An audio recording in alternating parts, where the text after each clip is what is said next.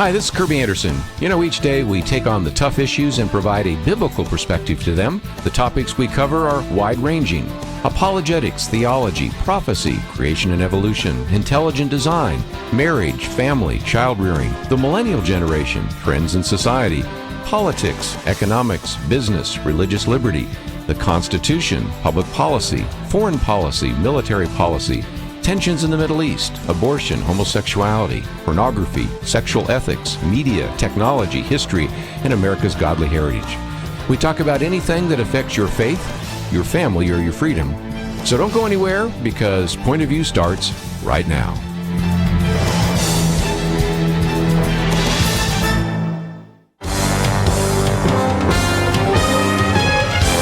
Across America, live.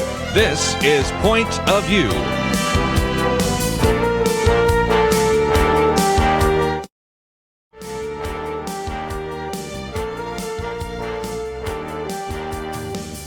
And now, Kerby Anderson. Thank you for joining me today. We have our weekend edition. Penna, Dexter across the table with me. And in just a few minutes, we're going to be talking with our good friend Frank Gaffney, who's the founder and the president of the Center for Security Policy. But we have a couple of things to talk about before he joins us. Let me just mention later on, Keisha Russell will be with us. She is the associate counsel for First Liberty, so we'll be talking about some of those religious liberty issues. But this week we had the second and only two debates between Representative O'Rourke and Senator Ted Cruz. And I thought for a minute I might get some of your comments, since the other day we did talk about that.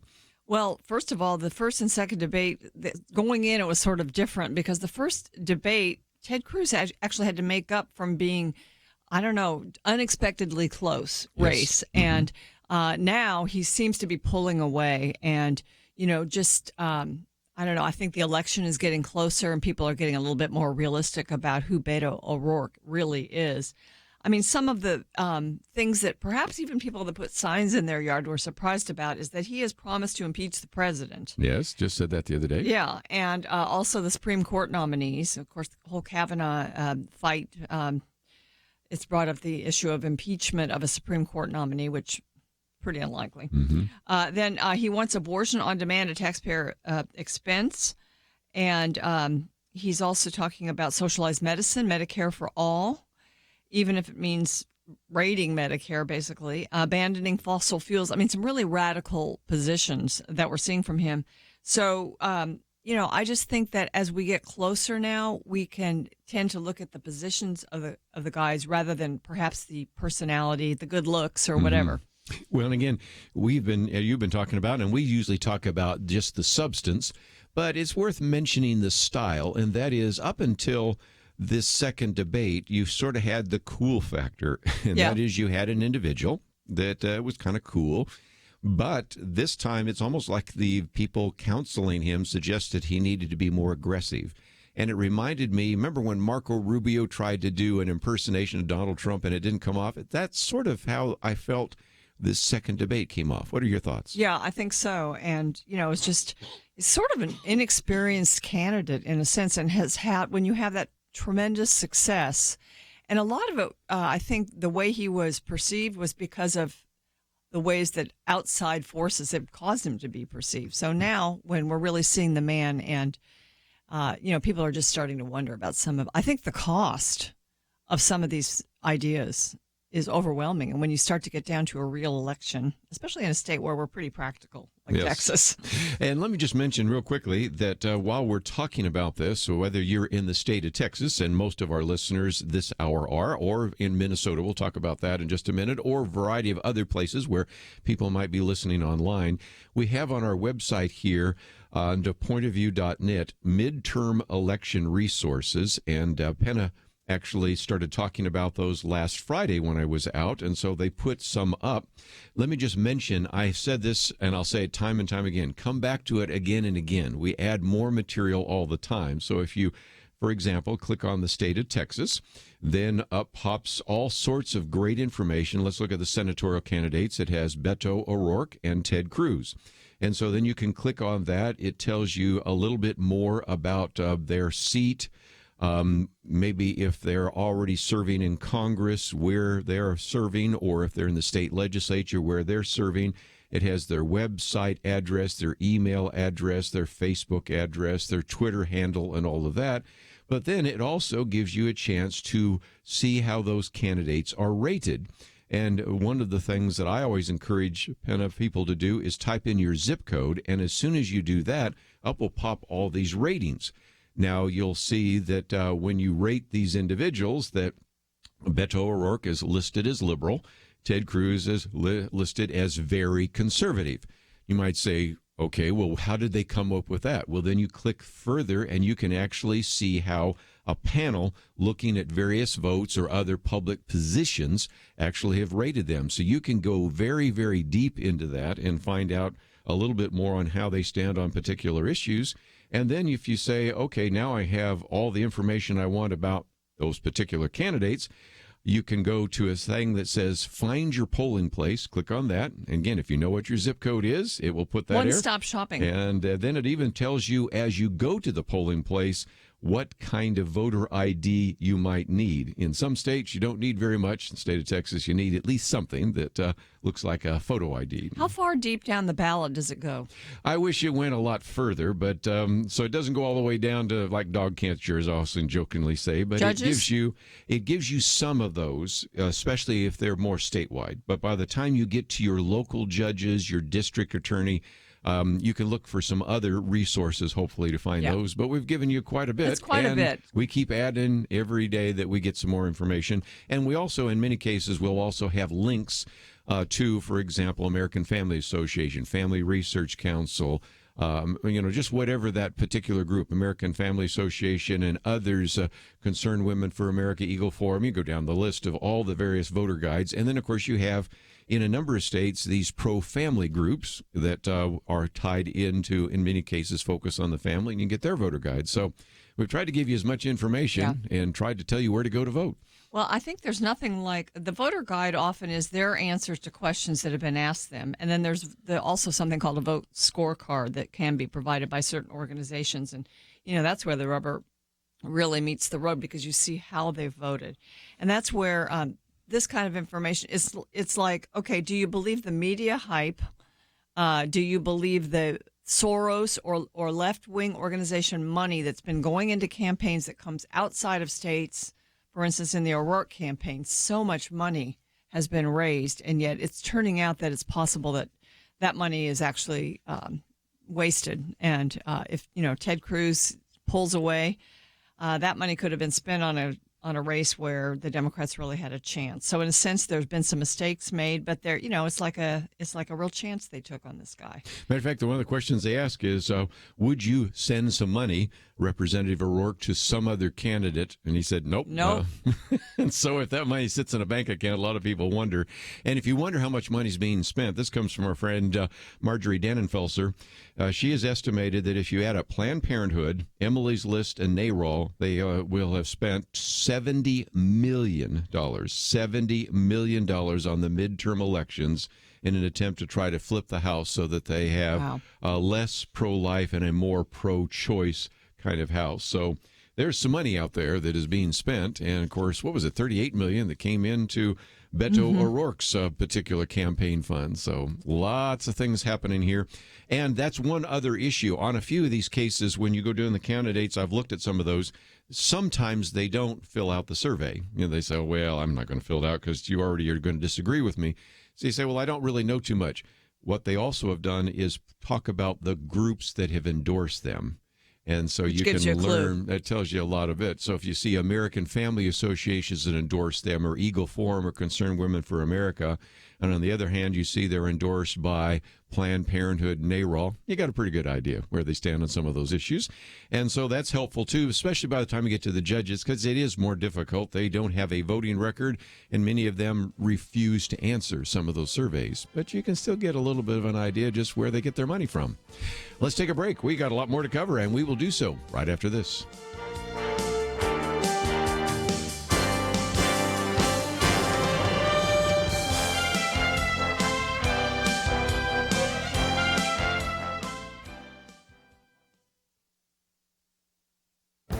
This is Viewpoints with Kerby Anderson. You know, Christians are surrounded by a supermarket of worldviews, so it's not surprising that many have uncritically accepted many of these false views of reality. The Barna Group, in association with Summit Ministries, conducted a survey of practicing Christians to determine how they were influenced by these worldviews. What they found is that younger Christians, that would be millennials and Generation X, were much more likely to accept unbiblical worldviews than previous generations. And they also found that males were more susceptible than females by a 2-to-1 ratio. They found that more than 6 in 10 of practicing Christians accept some ideas that are rooted in the new spirituality. They also found that more than a third of practicing Christians are sympathetic to some teachings of Islam. Apparently, these practicing Christians do not see how some of their views are illogical. For example, more than a quarter believe that all people pray to the same God or spirit. Praying to Allah, Krishna, or the God of the Bible would obviously be very different, but that does not seem to many of these Christians to be a contradiction. On issues of morality and values, many also differ from Orthodox Christianity. Nearly a quarter of them believe that what is morally right or wrong depends on what an individual believes. 1 in 5 believe that meaning and purpose come from working hard. A significant number also accept ideas promoted by socialism. Some strongly agree with the idea that the government, rather than individuals, should control as much of the resources as necessary to ensure that everyone gets a fair share, and others believe that private property encourages greed and envy. This survey is but one more reminder that we need to be teaching sound theology in our churches. I'm Kerby Anderson, and that's my point of view.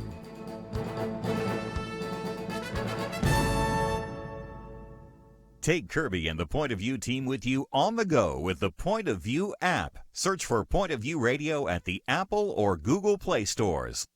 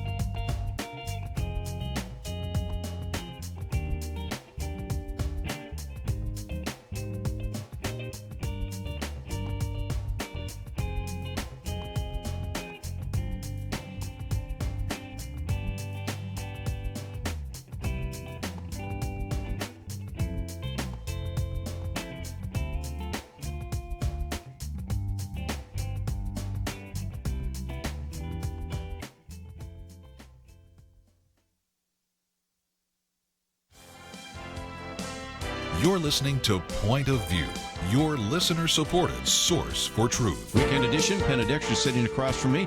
Just a few minutes, Frank Gaffney will be in studio with us, but right now he joins us by phone. Founder and president of the Center for Security Policy. I know that he'll be stepping down. We'll talk about that in just a minute. And if you are not familiar with him, an individual that served under Ronald Reagan as the Assistant Secretary of Defense for International Security Policy, also the author of a number of books, one that we talk about so often here, War Footing, 10 Steps America Must Take to Prevail in the War for the Free World, and also co-authored the book Sharia, The Threat to America, and others that we can mention. We have his full biography and a link to the Center for Security Policy on the website. Frank Gaffney, thank you for joining us today here on Point of View. Well, I wish I were there on Point of View, but I'm glad to be here, and I'll be there shortly in a different location, but en route. So thank you for having me so much, Kerby. It's good to talk with you again. We thought two things Penn and I would talk to you about. One is Jamal Khashoggi. We talked a little bit about that yesterday, an individual born in 1958. His grandfather was a personal physician to the king. His cousin, many people remember Dodi Fayed, who was dating Princess Diana and others, has been a critic of the Saudi government, relocated to the United States in 2017, began writing for the Washington Post. So we thought we'd talk about him a little bit and that whole issue. We posted a piece yesterday by Cal Thomas on that. And then we'll get into the caravan making its way from the south. But tell us how to think about this issue of the international intrigue and the criticism of President Trump over the killing or torturing, we might say, and executing of Jamal Khashoggi.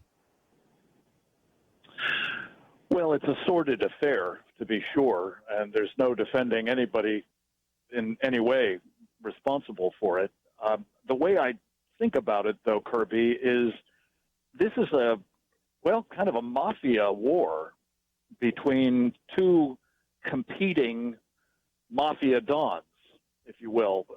On the one hand, you have evidently the Crown Prince of Saudi Arabia.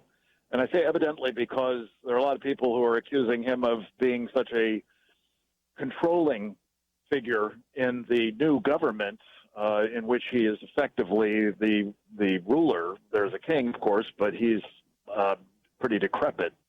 So this Crown Prince Mohammed bin Salman is essentially in charge, and it's widely reported that nobody does anything without his approval, and that would presumably be especially true of people who have been implicated in the murder who have associations with him.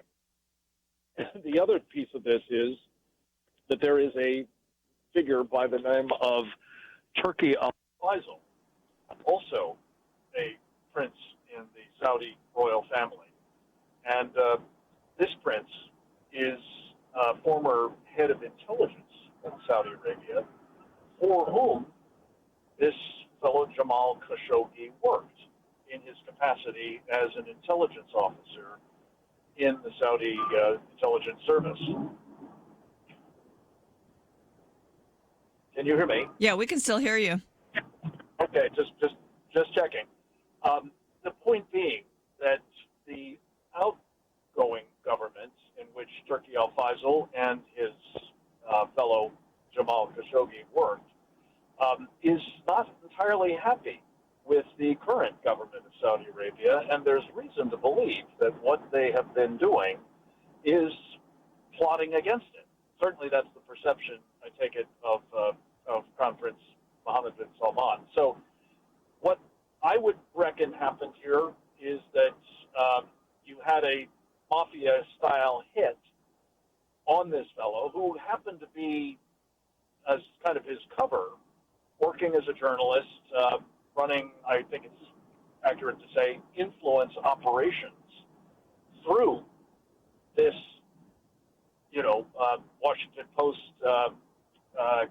sort of contributor role and others like it, and yet was really working for at least the former head of Saudi intelligence against the kingdom. So the question that Frank, are you thinking that this was a hit by the faction on the side of MBS, Mohammed bin Salman? Are you guessing that, or pretty much educated guess? That's my working assumption, yes.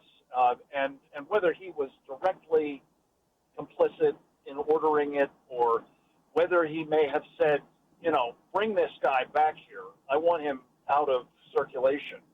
And something went terribly wrong.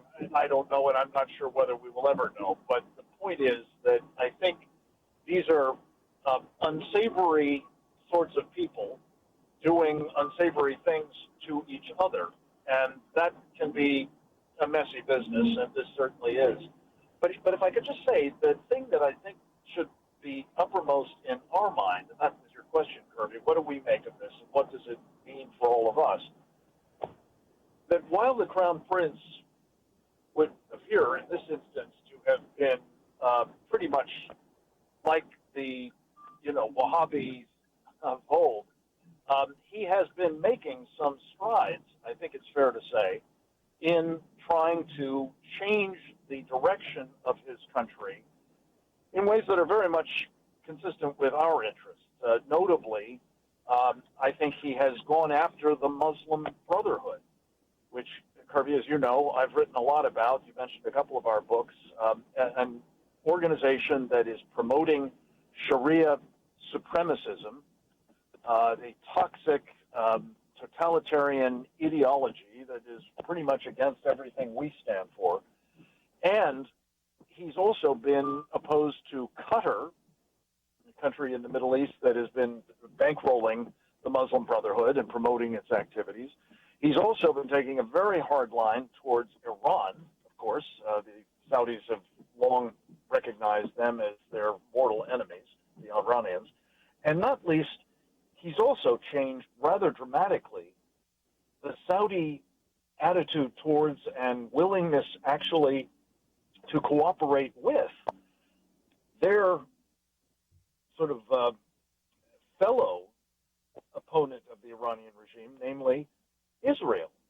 So in all of those respects, this is a guy that I think is pretty much, at least the Saudis go, on our side, and we should be very judicious about how we respond to this, lest we wind up with someone who will be either, like Turki al-Faisal, very much aligned with the Brotherhood and aligned with Osama bin Laden or his types in al-Qaeda, and perhaps willing to make common cause with others like the Chinese and Russians in ways that are very inimical to our interests. So, to wrap this up, we have a fellow who was not only a Saudi operative, but a Muslim brother, namely Jamal Khashoggi, engaged in what seems to be efforts to undermine the government of Saudi Arabia, with whom we not only have close relations, but in particular, much mutual interest under at least this crown prince. On the one hand, backed by the Turks, who have not been very helpful to us of late, and the Qataris, who are certainly not. And by the way, I think this is very much in the interest of the Iranians to see this rift between the United States and the government of Saudi Arabia. So it's a bit of a complicated picture, but the way I would put it, to summarize, it's a mafia war. Two mafia dons are going at it. One is less dangerous to us considerably, and my view of this is we ought to be doing something that reflects that as we think about how to respond to this instance of a fellow who had U.S. permanent legal resident status. So therefore, we have an interest in this, to be sure.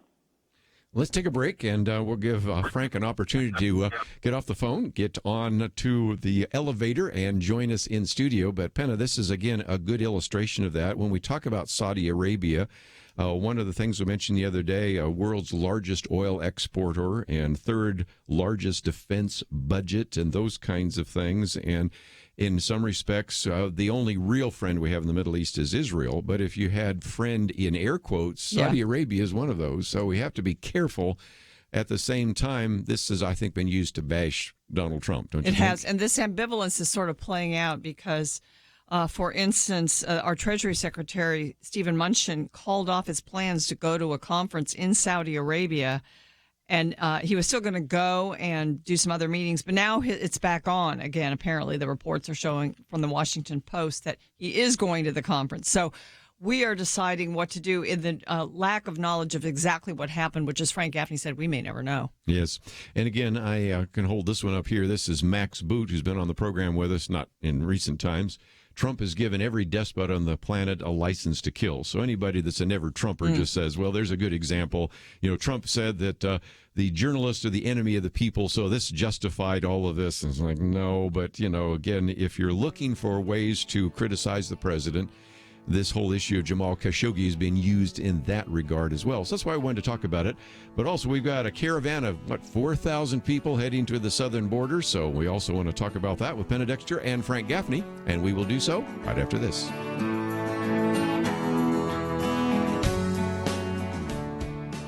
It wasn't long ago, it seemed, every official decision brought religious liberty and our ability to live as faithful Christians into question.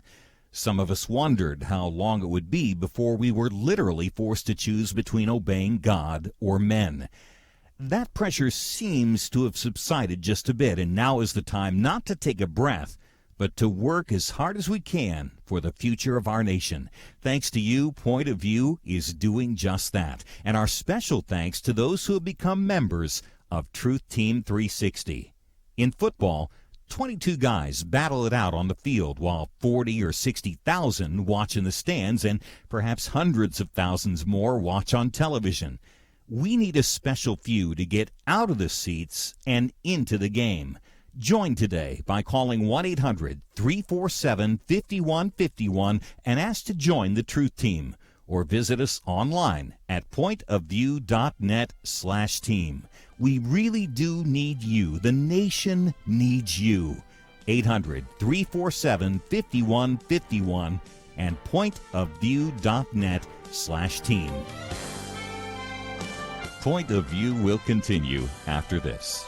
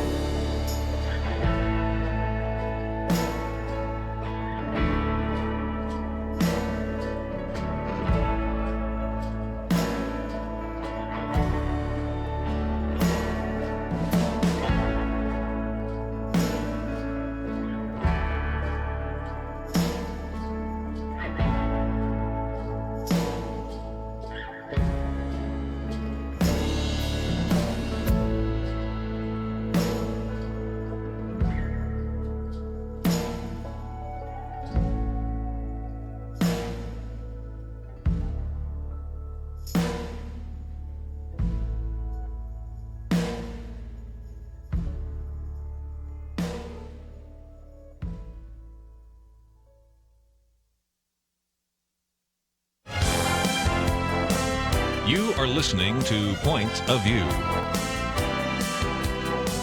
The opinions expressed on Point of View do not necessarily reflect the views of the management or staff of this station. And now, here again is Kerby Anderson. Weekend edition. Penna Dexter sitting across from me, and now we also have Frank Gaffney sitting across from me as well. Again, the founder and president of the Center for Security Policy. If you're not familiar with that organization, click on our website, pointofview.net, and there's a link. Before we're done this hour, I want to talk about all the great resources there. Many of you perhaps also hear him on radio as well, 10 o'clock at night in the Dallas area. Of course, I know we have listeners in other places besides Dallas, but I just thought I'd mention that real quickly. And Penna, it is always great to see Frank Gaffney, isn't it? Yeah, I think, Frank, you've been doing Point of View, and of course, we have not given you any dearth of issues to cover on the international front, probably for as long as I've been around, which has been a long time, almost as long as Kirby's been around. But thank you so much for being here. Enough, but it's not often enough either. I'm so glad to be here, especially in person. Thank you for having me. So you did a good job of explaining, as much as it can be explained, the situation with Jamal Khashoggi, his probable murder. But I know that you want to kind of wrap up, because what does the U.S. do in a situation like this when we really don't know, and yet we've got a quote-unquote ally that we've got to deal with and figure out the best way? Yeah, this is really the crux of the issue, of course. And as I said earlier, we don't know some of the critical facts, but I anticipate that the president is going to find himself obliged, either by public demands or congressional pressure or his own internal, moral compass to say, we're going to have to do something to demonstrate to the Saudis that we do not approve of this. This is not acceptable. My prayer is that when we do that, we do it in a way that makes it clear we're not benefiting this other team that I believe is much more inimical to us, to our interests, to our allies. So how do we do that? Well, I think that there might be a twofer here, a two-step process. One is sanctions of some kind imposed on those that you can establish factually were involved in this murder. Again, it remains to be seen whether the Crown Prince is among them or not, but there were certainly people that we can identify, and they should be subjected to a sanction, it seems to me.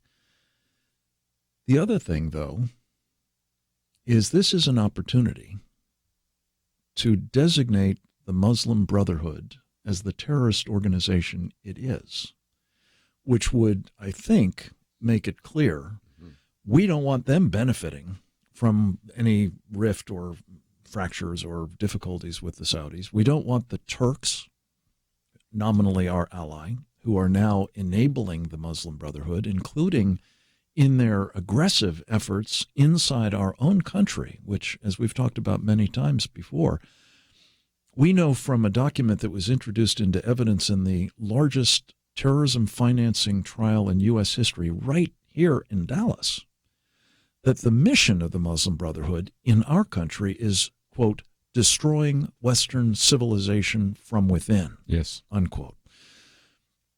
The other thing is that also will, I believe, enable us to push back on Qatar, which is also an enabler, as I mentioned, of the Muslim Brotherhood. And I think it also can help us establish vis-a-vis the Iranians, who are perfectly prepared, despite the Shiite-Sunni split, to work with the Brotherhood to undermine us. So in all these ways, I think that this would be an important balancing measure that would send a signal to the Saudis, yes, but do something that's long overdue vis-a-vis this terrorist organization that is a material threat to our country, namely the Muslim Brotherhood. I might just mention, too, that one of the things we have here is the Security Freedom Minute, in which Frank Gaffney says, punish the guilty Saudis and designate the Muslim Brotherhood. So if you find yourself saying, he said it too fast, and I'd like to hear it again, we have that That's link the essence of it. Yep. right there on the website, and we've got a link to that, so you can find that and also learn a little bit more about the Muslim Brotherhood, which is, again, at the Center for Security Policy. It's always true that, or it's been true that we look at the Muslim Brotherhood and we don't define them. Mm-hmm. And a lot of times they get a mixed review from observers internationally. And so you've always been consistent in defining them. But I think, as you said, this might be an opportunity to do that in a very clear and strong way. Yeah. Part of why people are confused is that the Muslim Brotherhood have been allowed in places like Jordan and Tunisia to become part of the government of those states. And there are those who argue, well, they're our friends. We can't do something that would make clear that people inside their government are dangerous. Another reason is that we've had a lot of people embrace, notably Hillary Clinton and Barack Obama, the Muslim Brotherhood as moderate Muslims with whom we can do business. They held, indeed, there's a classified document that I think President Trump should declassify as part of this proposed course of action that I'm talking about. It's called Presidential Study Directive 11, that was promulgated in the Obama administration very shortly before the so-called Arab Spring began. And I've been told by people who've had a chance to read this still classified document that it says the United States will now shift its alliances or its relationship from those like Hosni Mubarak in Egypt and in Tunisia and in Syria and in Libya, from the people who were then running the country, who were authoritarians, but at least reasonably friendly to us, to the Muslim Brotherhood. And I believe this was a catalyst for essentially the Brotherhood and others like them launching these revolutions that took down some fairly friendly governments. So anyway, the point is, there is confusion about the truth of the Brotherhood's Sharia supremacist character and the threat that it poses to all of us. I would just say, if you are confused, look no further than Hamas, which is, of course, their Palestinian franchise. It is a full-on terrorist organization. It has been recognized as such by the U.S. government since 1994, and it is determined to destroy our friends in Israel, and I believe it has no use for us either, and has indeed blood of Americans on its hands. Let me just mention again that we have a link to Frank Gaffney's Center for Security Policy. I might recommend a couple of books, Sharia, The Threat to America, and See No Sharia. And I just, as we were talking here, sent someone to actually put that little commentary about what we can do in terms of sanctions with the Saudis, as well as identifying the Muslim Brotherhood. But I want to keep the train moving down the road because I want to get your comments about, looks like now about 4,000 individuals in a caravan heading up to our southern border. Now, one of the articles we've posted, Frank, has to do with who's paying for all this. You know, people have to eat, people have to have places to stay, and those kinds of things. Last month, reportedly, the Border Patrol agents arrested 16,000 family members, the highest one-month total on record. So there are a lot of people heading to our borders. How should we think about this? Clearly. It would be a refreshing thing if more of us thought clearly about what it means to have people coming across our border, essentially unchecked, or at least a great many of them getting through, simply because they decide they want to be in this country instead of wherever they're from. And, you know, it pulls at our heartstrings when people say, well, where I'm from, there's gang violence, or I've been brutalized by, my boyfriend, or I want to get away from the economic privation that I'm facing, or for whatever other reason. Understandable. But that doesn't give them the right to come into the United States, though there are some, and we should be very clear about this, there are some, many of them happen to be in the Democratic Party, but there are some in the Republican Party as well who think, hey, anybody who wants a better life is invited in here. Open borders is the shorthand way for it, way to describe it. And I simply think this is a formula for not only economic difficulties for our country, when you have large numbers of people coming in, many of them unskilled, flooding the job market, that's going to have impact on Americans who would otherwise be employed. That may not seem as such a problem when we have this extraordinary economy booming and looking for additional hands, perhaps, but it's not just the economic impact we have to be concerned about. Of course, there are people who are willing to make this migration who wish to do us harm. Yes. Drug traffickers are among the most obvious. Terrorists are among others. And this is the problem that I believe we must face clearly and not ignore any longer.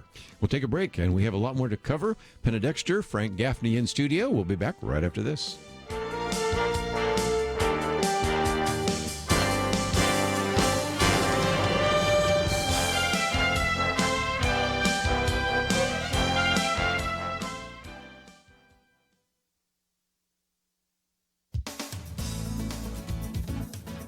There's a particularly nasty battle tactic being deployed in the gender wars. Women are blaming good men as a group for the sins of bad actors. A recent op-ed in the Washington Post provides a disturbing example of this. Victoria Bissell Brown, a retired history professor from Grinnell College in Pennsylvania, wrote her piece in a tone that suggests she's speaking on behalf of all women.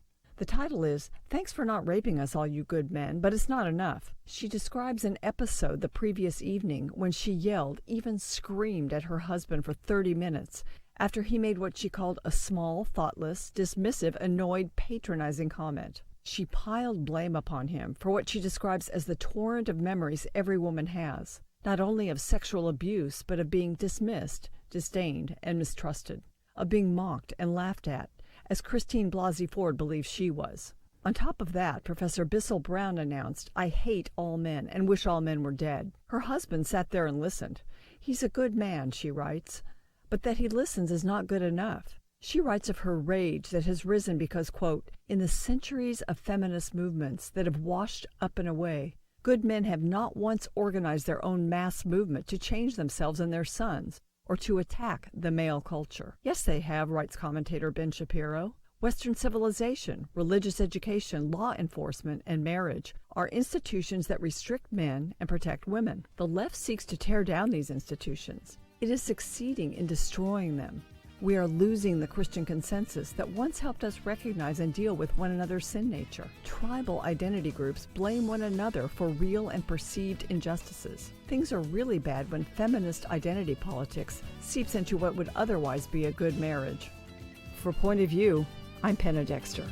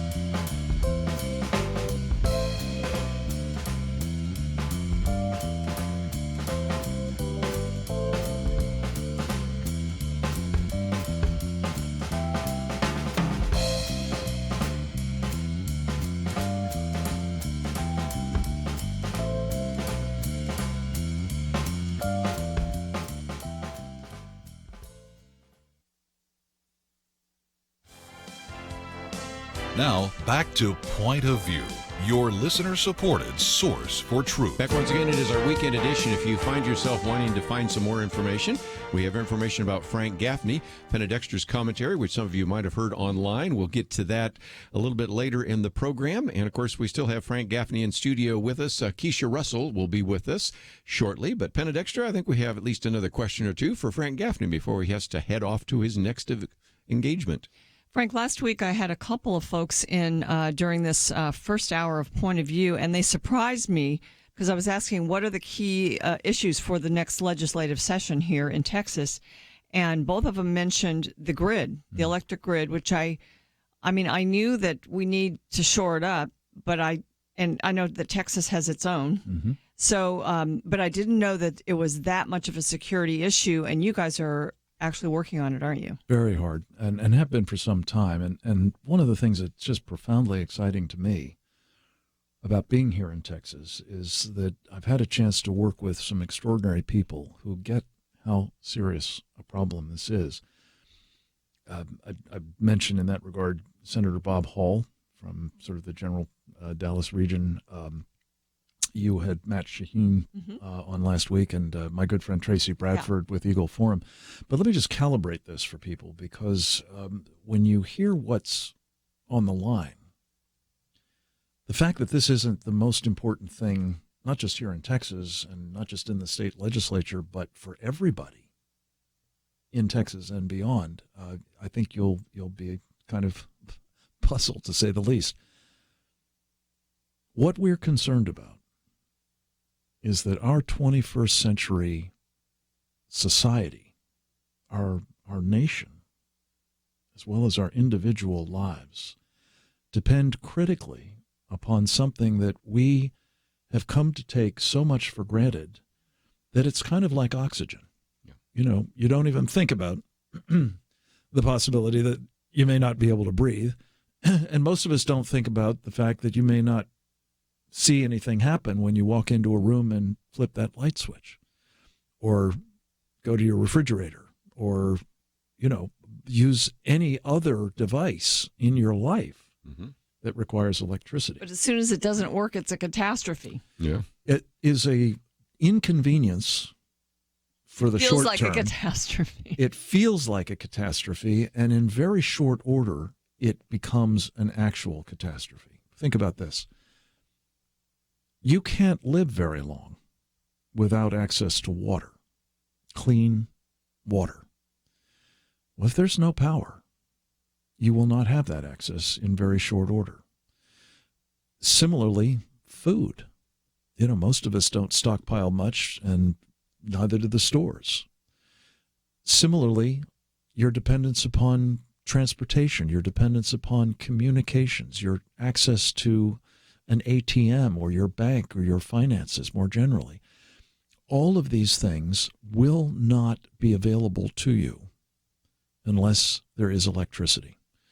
And the trouble is that the system that provides us that electricity, that vital electricity, is extraordinarily vulnerable to physical attack, to cyber warfare, to a phenomenon we've talked about before, Kerby, called electromagnetic pulse. Yeah, EMP. Or even if none of the enemies who understand our vulnerability and wish to do us harm and have developed those kinds of capabilities and actually have doctrines for using them against us, even if none of them does what they could to take down our electric grid. And I'm not, again, talking about for a day or two or three. I'm talking about a long-term blackout over much, if not all, of this country. Mother Nature is going to do it to us.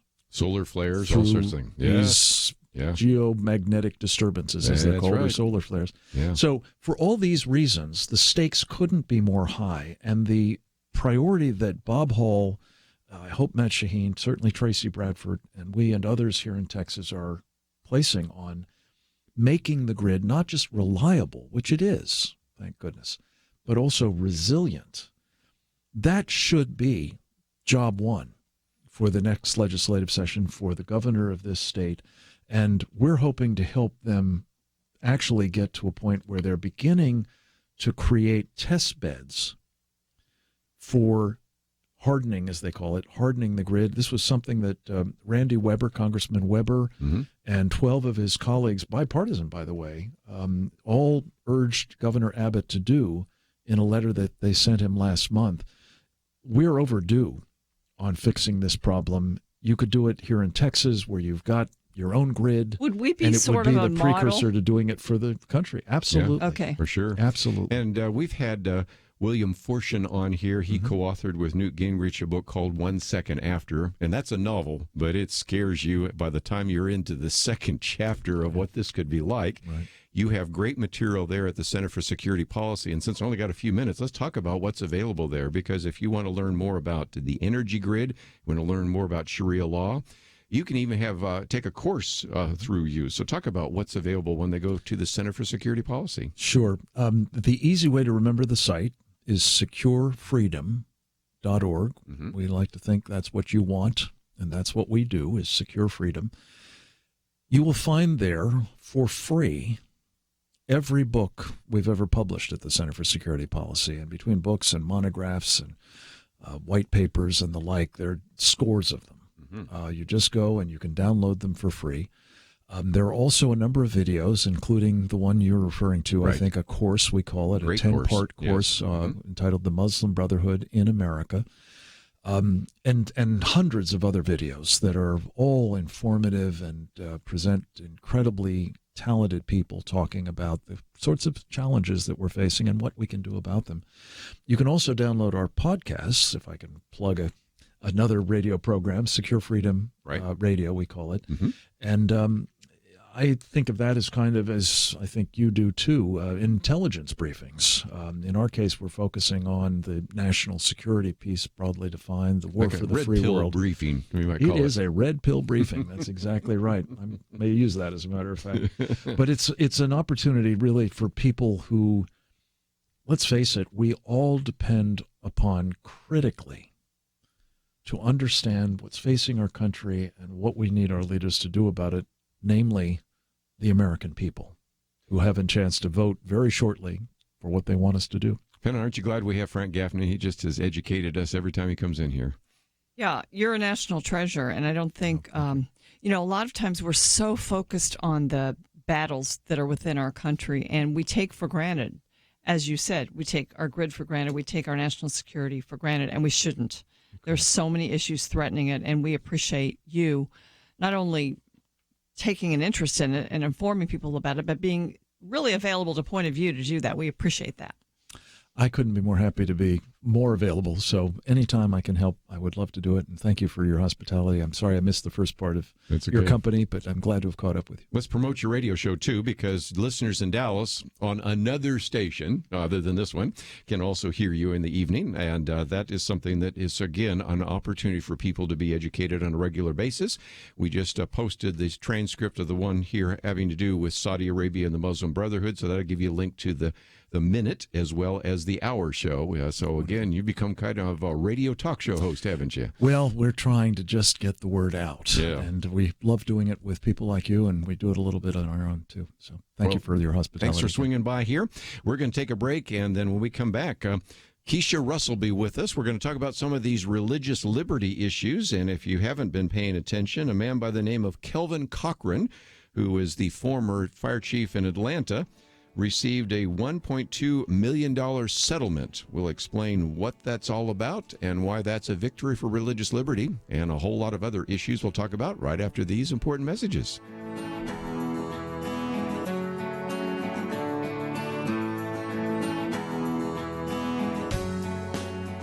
There is no more dangerous time than when things are going well. Remember Elijah on Mount Carmel? Fire came down. There was no doubt who was God, but what happened next? He went from amazing faith to a time of great fear and depression. Many Christians have been very thankful a certain Democratic candidate for president was not the one to nominate 2 replacements for the Supreme Court.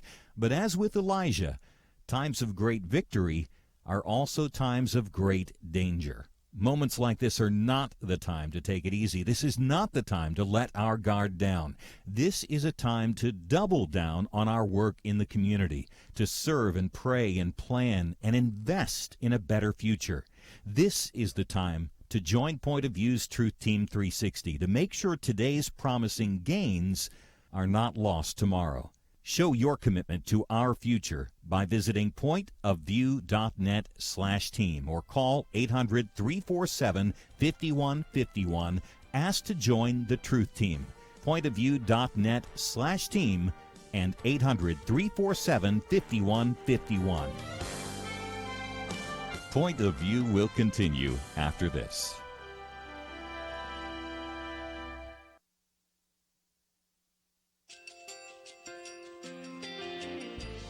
I just want to thank you so much for all the wonderful programming you have. You're just absolutely fantastic. I recently started listening to Point of View, and I really found it interesting because of the different subjects you cover. Thank you for that. I really appreciate everything that you do in keeping us informed. Thank you, Kerby, for everything that you have been doing. I appreciate all the work that you're doing, advocating for the Word of God. Thank you so much. Point of View, I think, is absolutely necessary because it's a Christian perspective, a biblical worldview perspective, and receive very current, up-to-date information about what is really going on, week to week in our culture, which is changing so rapidly, and yet it's morally sliding backwards. Yeah, I just, first of all, I thank you guys. Y'all's program is wonderful, and enjoy it every day. I learn so much every time I listen to it. Point of View Radio Talk Show.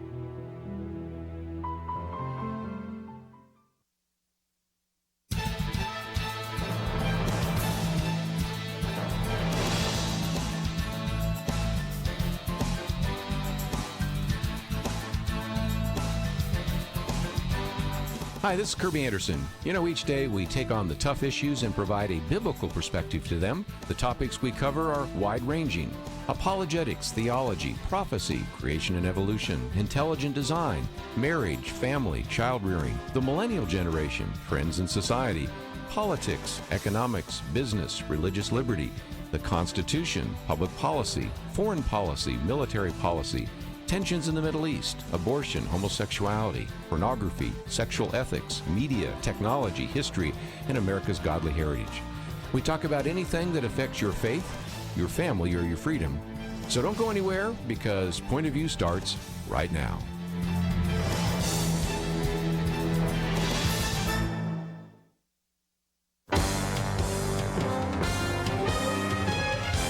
Across America, live. This is Point of View.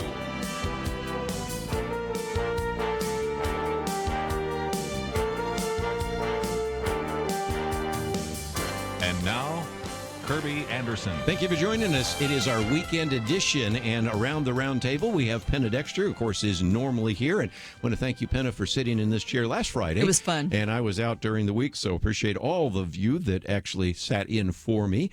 And we bring back to the microphone Keisha Russell, who is the Associate Counsel for First Liberty Institute, a graduate of Emory University School of Law, also involved at that time in Emory's prestigious Center for the Study of Law and Religion. We're going to talk about a lot of religious liberty cases today with you, aren't we? Yep. I'm excited to do it. And I'm excited to have you in here. And we are going to maybe start off, as we always do, Penna, talking about some of these religious liberty issues. And the first article we have posted here is by our good friend David French. He was in studio here about a month ago, sitting in that chair. And it's called "A Christian Man Receives Justice." And it has to do with the former fire chief in Atlanta, Kelvin Cochran, reached a $1.2 million settlement. Now, Penna, you're familiar with some of this because his crime, if you will, air quotes, is that back in 2013, he was given permission by the city's ethics officer to self-publish a Christian book, and it argued that sex outside of God-ordained marriage between a man and woman is contrary to God's will. Okay, nothing controversial about that until one employee showed a few pages dealing with the issue of homosexuality to an Atlanta City Council member. All of a sudden, he's suspended without pay. The mayor is speaking out against him. And yet, I think we finally have a vindication for the issue of religious liberty, don't you think? We do. And Keisha, I mean, first of all, this guy was a rock star when it comes to fire chiefs go fire chiefs. And, you know, he even went into the Obama administration for a while to help them in that area and back to Atlanta. And so he just got this permission to publish this book, and just a few people got wind of it. He didn't really promote it in the fire department, but there were just Christians that wanted it. And of course, somebody gets a hold of that and it becomes a federal case. Literally, correct? Yeah, that's right. And I think the thing about Kelvin Cochran's case, I actually heard him speak a couple weeks ago about the situation, and his religious convictions are so strong. And I think this case demonstrates that you can have these convictions and still work for the government, and it's not illegal to be a Christian. You know, but you would think that it is the way things are now, that, you know, you become, your identity is not, you know, as a Christian or as a believer, but it's anti whomever you may disagree with. So it's been, he's been out of work 2 or 3 years. And so this settlement of $1.2 million says a lot, doesn't it? Oh, yeah. Probably includes some salary and whatever it is that they thought that he would be due had he been able to continue working, because he was suspended without pay immediately. So do you think that perhaps there's some sort of signaling here with regard to city officials being allowed to practice their faith, or you think that you and other organizations are going to continue to have to fight this? Well, I think it is a signal. I don't think it'll stop the debate, though. I don't think we'll be out of these situations and having to fight these. I think it'll still happen, because I think it's hard sometimes for government to understand, you know, how strong the protections are against religious discrimination in employment. One of the things I thought was kind of interesting about this is because it is such a significant settlement, $1.2 million, when you slap somebody's hand, as in a sense the Supreme Court did with Jack Phillips, and said, you know, those of you in the Human Rights Commission didn't treat him well and had overt anti-Christian animus. It's kind of like when we were in grade school and the teacher said, okay, get your punishment. We put out our hand and they hit it with a ruler. It's a tap on the hand and go, that didn't really affect me very much.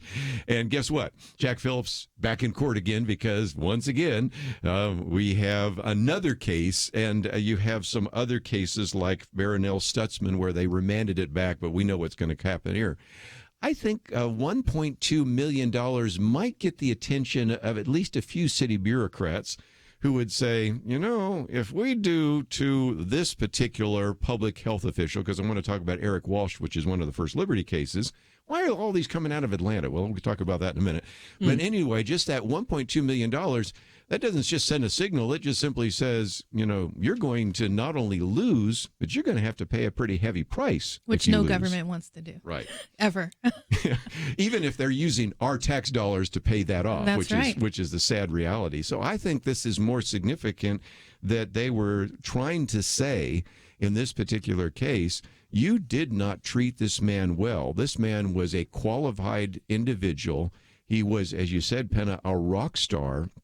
And then you ruined his chance for future employment because you vilified him because of a statement he made in a book that was self-published that he got permission to make available in the first place. You know, there's another part of this, and that's the role of the whole agenda for weaponizing same-sex marriage.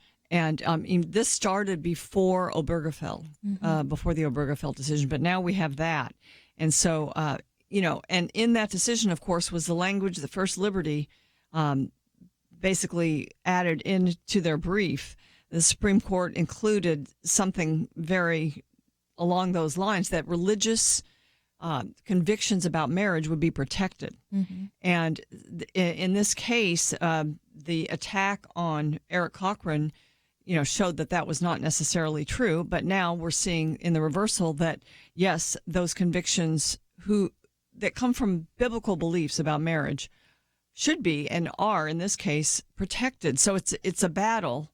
And you have, you know, really, I think it's a few very active, kind of activist type, either they're homosexual or they're oriented toward protecting the rights of homosexuals to be married.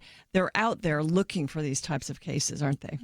It seems that way. And, you know, especially if you look at Dr. Eric Walsh, his case, who was a public health official, and they examined his sermons, which you would think that would be completely off limits for you to go into that level of faith and, you know, dissect it. And for a government to be looking at that is so far from neutrality. You know, I don't usually bring in the issue of race, but it is interesting. Kelvin Cochran, African-American. We just mentioned Eric Walsh, African-American. And then they're being accused of being discriminatory. In one case, Eric Walsh, they picked sermons that he did when he was in California. So you had to really reach very far to find those. In the case of Kelvin Cochran, you're talking about a self-published book that only was handed to a few individuals. And yet, in both cases, they're referring to them as discriminating against others. It kind of makes my head explode. I'm sorry. Absolutely. And only because of their religious beliefs, because of what they believe, because of something that is a conviction that they believe in the Bible and whatever goes with that. And they believe those things. And because of that, that is equal to being discriminatory now, which is so dangerous. We're going to take a break and talk about some other issues, because one of the questions people are starting to have is there a place where a person who is a Christian who has Orthodox beliefs, can you be a baker? Can you be a florist? Can you be a fire chief? Can you be a public health official? Can you run a bed and breakfast? Can you be a photographer? Because all these particular groups are being attacked, which is so much why we appreciate First Liberty. And we're grateful that Keisha's in here today, because I want to talk about a case out of Oregon that might end up in the Supreme Court. All that coming up right after this.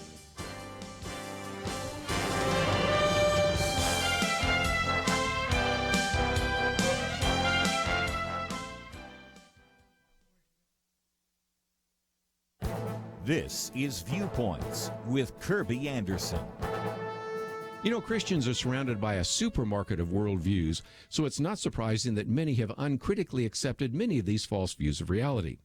The Barna Group, in association with Summit Ministries, conducted a survey of practicing Christians to determine how they were influenced by these worldviews. What they found is that younger Christians, that would be millennials and Generation X, were much more likely to accept unbiblical worldviews than previous generations. And they also found that males were more susceptible than females by a 2-to-1 ratio. They found that more than 6 in 10 of practicing Christians accept some ideas that are rooted in the new spirituality. They also found that more than a third of practicing Christians are sympathetic to some teachings of Islam. Apparently, these practicing Christians do not see how some of their views are illogical. For example, more than a quarter believe that all people pray to the same God or spirit. Praying to Allah, Krishna, or the God of the Bible would obviously be very different, but that does not seem to many of these Christians to be a contradiction. On issues of morality and values, many also differ from Orthodox Christianity. Nearly a quarter of them believe that what is morally right or wrong depends on what an individual believes. 1 in 5 believe that meaning and purpose come from working hard. A significant number also accept ideas promoted by socialism. Some strongly agree with the idea that the government, rather than individuals, should control as much of the resources as necessary to ensure that everyone gets a fair share, and others believe that private property encourages greed and envy. This survey is but one more reminder that we need to be teaching sound theology in our churches. I'm Kerby Anderson, and that's my point of view.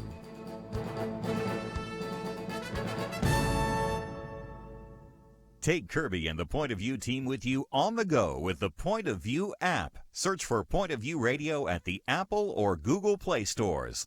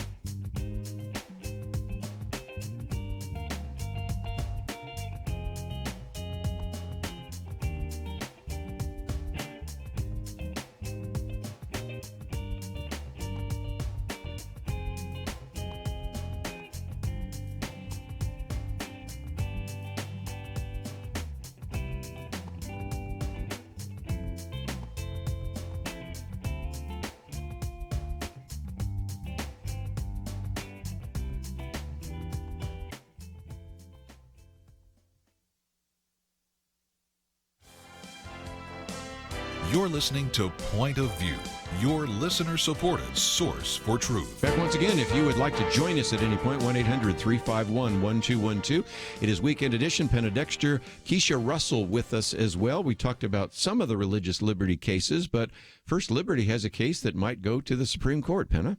This case has been around a while, and Keisha, to me, it's so compelling. Mm-hmm. I have seen Aaron and Melissa Klein speak at various conferences, and I've seen Melissa come to tears to talk about really they're bakers. They had a shop, Sweet Cakes, mm-hmm. and she would interview the client that came in for their wedding cake. She'd spend time with them, find out who they are, so she could design a cake that would fit this couple's personality. So when they were asked to do a same-sex wedding cake, and this is well before any state had same-sex marriage, especially not Oregon, where they were.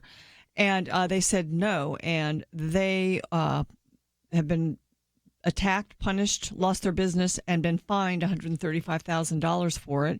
The case is with First Liberty Institute, and now we've heard from Kelly and others that have been in here that this case could actually go to the Supreme Court. It might be a stronger case and a stronger possibility for a decision that's precedent than the Masterpiece Bakery case. So talk a little bit about that. Where are we with this case?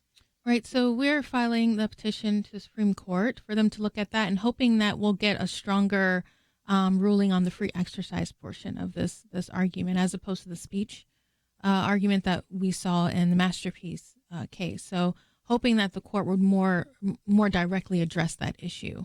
Which then would protect other employers? Possibly, for sure. It would definitely be a more broadly sweeping opinion as it comes to exercise and what that really means. Give us a timeline. You have filed for cert? So you're waiting now. Oh yeah, it'll take some time, I think, for us to receive any, notice about what we're gonna, like, if we're gonna hear we'll get granted cert or anything like that. So it'll be quite some time before we hear that. It won't be in this. It won't be in this court session? I don't. Okay. Think so, Yeah. no. And again, just Supreme Court 101 takes 4 to take a case, 5 to win. That's right. And so can you find 4 individuals on the court, and I think I can right now, that would see this as a really important case. 2 of those are more recent appointments and confirmations to the Supreme Court. So I think you can come up with the 4 that will take the case. Unless there's some mitigating reason not to do so. And I think what we need right now is establish a precedence because, as I said just a minute ago, Penna, every time you turn around, we're talking about a photographer that is fined, 2 different bakers that received fines of significant amounts, a florist where they not just sued the florist shop, but her personally to drive her out of business. I can show you all sorts of people that because of the argument that you should be a public accommodation, could not limit who they would have in their bed and breakfast or their barn or wherever it might be. And then you have individuals that are sometimes in education, and if they don't take the proper view on LGBT, get thrown out of an academic program. So there are a lot of Christians right now just simply say, if we don't resolve this religious liberty issue, it's going to be really difficult for Christians in the 21st century. And it really comes down to the question, can you live in America as an Orthodox, small o, Christian who, I mean, a lot of people call themselves Christians, but people who really believe what the Bible says, who believe in God's plan for marriage between a man and a woman. And, can you live in a country now that is discriminating against believers who believe that? And so, it's got to be opened up. The only way to open it up is through the courts, because we live right now in such a politically correct sort of identity politics country that everybody's scared of offending anyone else, especially these groups that are demanding so many rights. So we have to go back to the Constitution and let it protect religious liberty in the way that it was meant to, correct? Absolutely. I mean, there's just no other way. Otherwise, we'll get into a situation where merely offending someone is a crime. Yeah. Let's take some phone calls. By the way, we are getting phone calls here, 1-800-351-1212. I might just mention, just to give you a preview, in a few minutes we're going to talk about the 4,000 people in the caravan that are heading towards our southern border. But while we're still on religious liberty, let's take a few phone calls. And since we were talking about what happened in Georgia, let's go to Georgia first. WLPE. Pam, thank you for joining us today. Oh, I thank y'all so much. I just love your program, and this is most of my news. I don't catch local. My question is, I'm 60 years old, and back in the 60s, they turned around and said, hey, well, you cannot be discriminated, and I guess I must be dumb or missed something over the last 60 years or 50 years, that you could not be fired because of religion, race, et cetera, whatever. Well, have they turned that around, or have I just flat missed something, or we got a lot of stupid, crazy people out there? I think the latter is sort of a better answer, but yes, okay, we have the EEOC, Equal Employment Opportunity, and you've used some of those cases there at First Liberty, but it is sort of turned around. I mean, there was a time not so long ago where we did want to have public accommodation laws, and we did want to make sure that people were treating everybody equally, but now they've been turned on the head, where we're not now talking about individuals that cannot eat or be forced to eat at a segregated lunch counter or sit in the back of the bus. We're saying that if you have any concern at all about performing in a wedding that is a same-sex wedding, that's discrimination. Or in the case here of if you're just a fire chief and I perceive that you don't have the politically correct idea, I can throw you out on your ear. And I don't think that's what we implemented all those rules and regulations and bureaucratic requirements for back in the old days, right? That's right, Pam, and you're right. It hasn't changed. It's just the way those laws are now being used to sort of weaponize certain beliefs and silence those who have certain, objections to same-sex marriage or whatever it is. Those protections are still in place, which is why Kelvin Cochran won. But the way it seems in the mainstream media, you would think that something has changed, but it has not changed. I might just mention, too, we just said Eric Walsh's name in passing. If you go to firstliberty.org, you will actually, if you type in Eric Walsh, see that he did win as well. We didn't. We talked about that a long time ago. A couple of years ago. Yeah, $225,000. And that was a significant win, but I'll guarantee you $1.2 million. Mm-hmm. Not only does that send a signal, Penna, as you were saying, I think that is a real deterrent, Keisha, to say, wait a minute. Religious liberty is still alive and well in America, and if you want to punish a fire chief who is just an admirable individual who served under the Obama administration and certainly not a very political individual, but on one issue believes the Bible on a marriage, you can't fire him, and if you do, you're going to pay a very heavy penalty. That's right, and then you'll have some governments who are hoping that'll look at that and think twice before they decide to do it. Let's see. Let's take another phone call before we take a break, and we certainly have a lot of other things to talk about today, and might even bring up one other case that Keisha's been involved with. But let me go to California first. KNLB. Wilbert, I think you have a comment since we've been talking about same-sex marriage and things. What's your thought? Yes, sir. Matter of fact, prejudice for usually for men and women, if you're white or yellow or brown, red, or what kind of nationality, that's a different. They try to bring it in where they say, like lesbians or transvestites or stuff like that, or guys that marry other guys. It's a separate issue because in Romans, first chapter, 26 and 27 verse, talks about lesbians and also men marrying other men and having sex with each other and stuff. And they say that's a separate issue because that's a freedom of religion, and we go by that's our scripture, that's the Bible, based upon if you're the owner of a company and stuff. So they can't bring those two issues together. Your religion is, as a Christian, stays firm according to we go off the Bible. That's our religion. That's off the Holy Bible from Genesis to Revelation. Sure. One of the things that's kind of interesting is I'm seeing some pastors, Penna, that don't even want to preach on Romans 1 because they remember Aki Green in Sweden, who had just preached on Romans 1 and then sued him for a hate crime, and it had to go all the way to the Swedish Supreme Court, which our friends at Alliance Defending Freedom helped him, and he finally won, but at what cost? Because he said, I'm never going to preach on Romans 1 again, and I'm sure a lot of other Swedish pastors said, I'm not going to preach on Romans 1 as well. So we're to the point now where if we're not careful and if we don't support some of these religious liberty people and some of these organizations, just even preaching on Romans 1 could be a hate crime. Just incredible. Yeah, I think we're silencing people through intimidation now. Mm-hmm. That's probably something we could talk about a little bit more after the break. But let's do that. It's too bad. We've intimidated pastors. These are people with deeply held religious beliefs, and let's broaden it because the case I want to talk about out of Airmont, New York is really Jewish. And so, again, we have to stand for the religious liberty of every individual, and we'll come back and talk with Keisha Russell about that.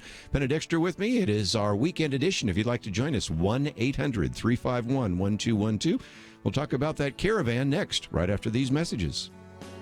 From Graceworks Pictures comes Indivisible, based on the true story of Army Chaplain Darren Turner and his wife, Heather. It is with great honor that I have served my country. But I only stand before you today because Jesus is my rock, and because I have a family who loves and believes in me. One marriage, one family, under God. Indivisible. Rated PG-13. May be inappropriate for children under 13. In theaters October 26th. More information is available at indivisiblemovie.com.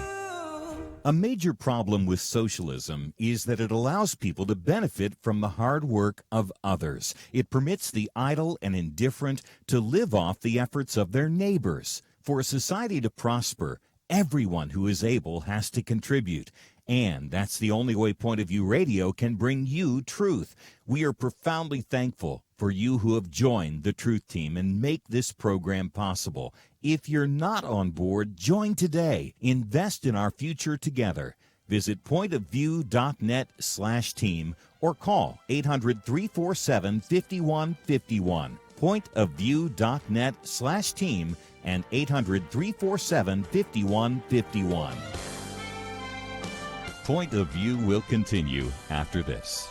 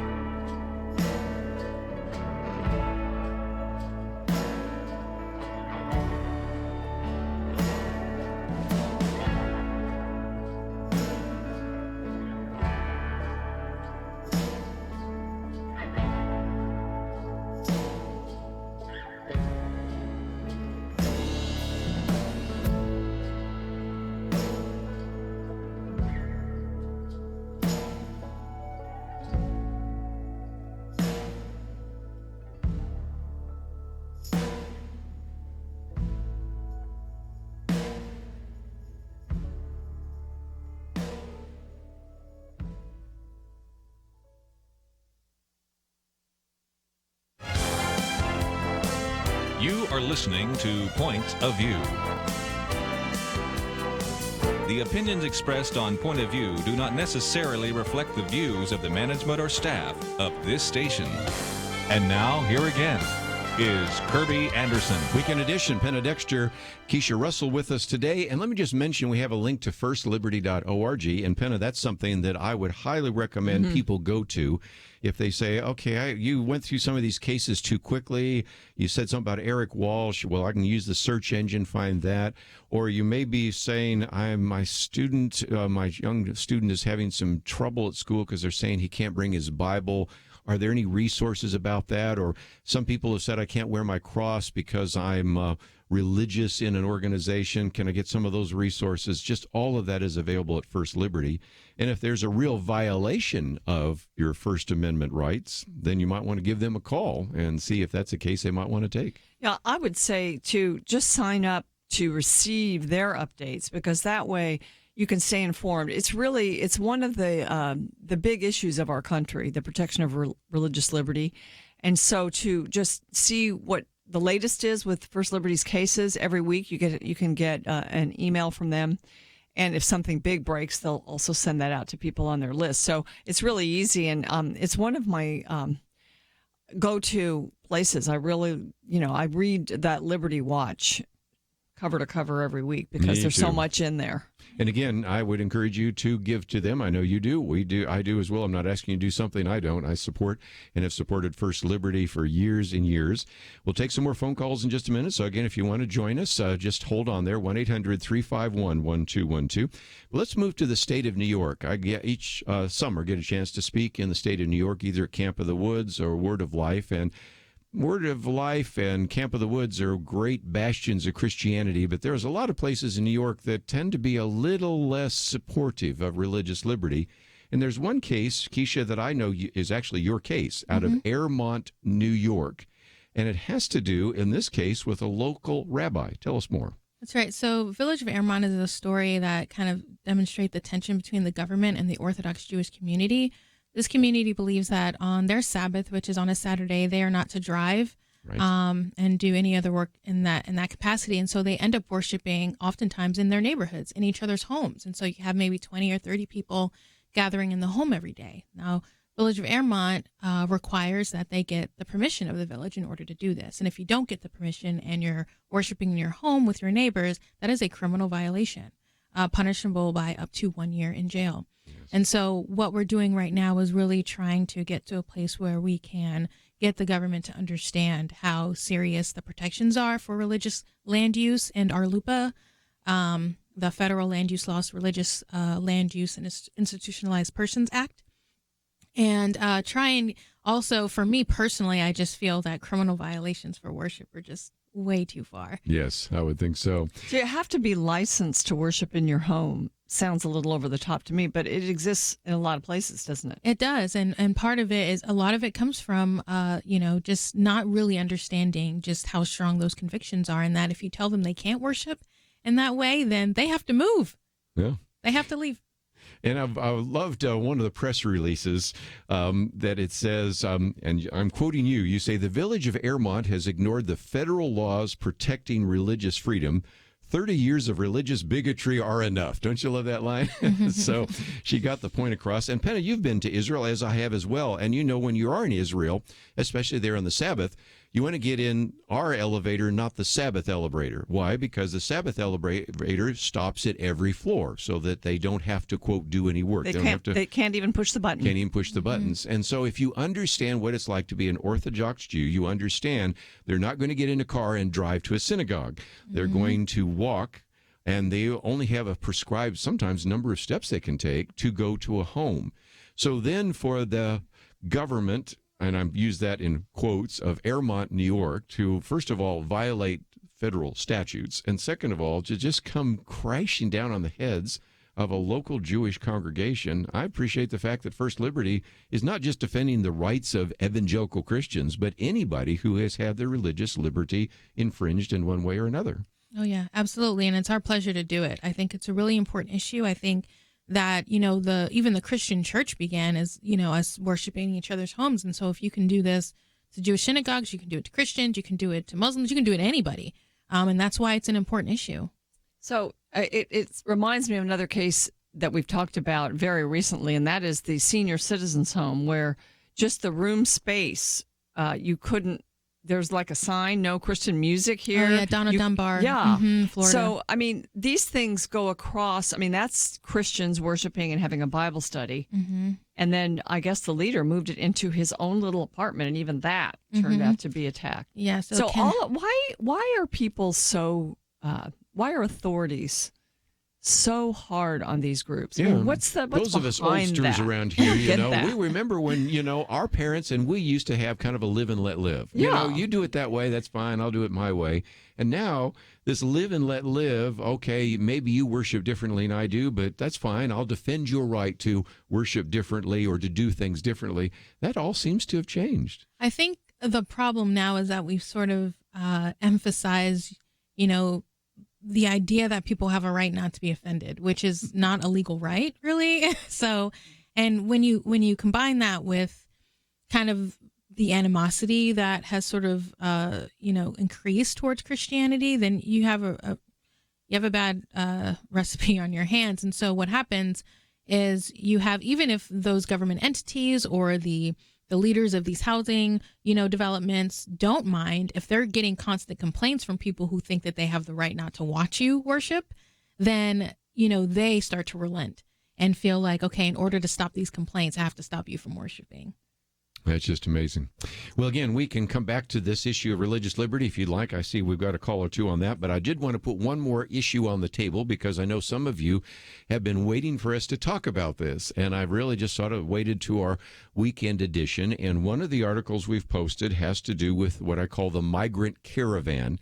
Now, I don't know how much of migrants they are, but this article that I posted here, Penna, you've seen this as well, is that we now have in round numbers about 4,000 people that are making their way from Central America up to our border. Now, there's some questions people have been asking. More than one or two people have said there's a cost involved here to move 4,000 people. Mm-hmm. I mean, how do you feed these people? Where do they eat? This so-called Honduran Trail of Tears, you've got a place for them to. They need to have bathroom facilities. They need to be able to bathe and shower occasionally. There's all sorts of planning. This just doesn't happen spontaneously. And some people have estimated that's about $21 million of what could be an invasion on our border, which seems to be curiously timed to somehow impact the midterm elections. Penna, what's your thoughts? Well, my thoughts are that because President Trump has been so attacked for being tough at the border, and this policy that was actually predated his administration, where young people were housed in a different place than their parents, and this whole attack on him for doing that, he has now reversed that, not doing it, and so they're really not. They're catching people at the border, but they're releasing them again because they don't want to deal with the attacks about separating children from their parents. It's an emotional attack. So I think, and I really do think that the left is funding the caravan because I don't know how else they're managing to get this many people north without. It just smells to me. I think some of the open borders groups are funding it. It's timed perfectly before the election to give give the Republicans and Trump problems. I know, again, some people might just say, well, we should just welcome anybody into our society, but let's at least, if we're going to have a wall, we can have a door there, but let's make sure at least who walks through the door. But to give you a perspective, Border Patrol last month, in the month of September, arrested 16,658 family members. That's the highest 1 month total on record. It's actually an 80% increase in July. So in some respects, some of this is coming there. But again, how do Americans feel about this? Our good friend Gary Bauer ran the numbers. More than 3/4 of all Americans, 76%, oppose this idea of open borders. 71% oppose allowing illegal aliens to vote, which, of course, is now being allowed, at least in a limited way in certain parts. And 64% of voters oppose sanctuary cities. So right now, I think the Democratic Party, or those who are behind this, maybe some of the progressive activists, think this is going to be a way to win over the House and the Senate, that all these people will see. And these are people oftentimes coming from very impoverished circumstances, maybe difficult circumstances, that this will appeal to the American people to say, well, that's why we need to put Democrats into the House and Senate.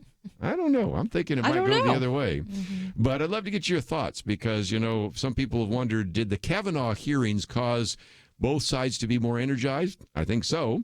Will this cause both sides to be energized? What about this? You have some thoughts about this caravan, or do you think it's an invasion? Love to get your comments. 1-800-351-1212. Penna Dexter, Keisha Russell in studio. We'll get some of their comments, and then we'll get some of your comments right after this.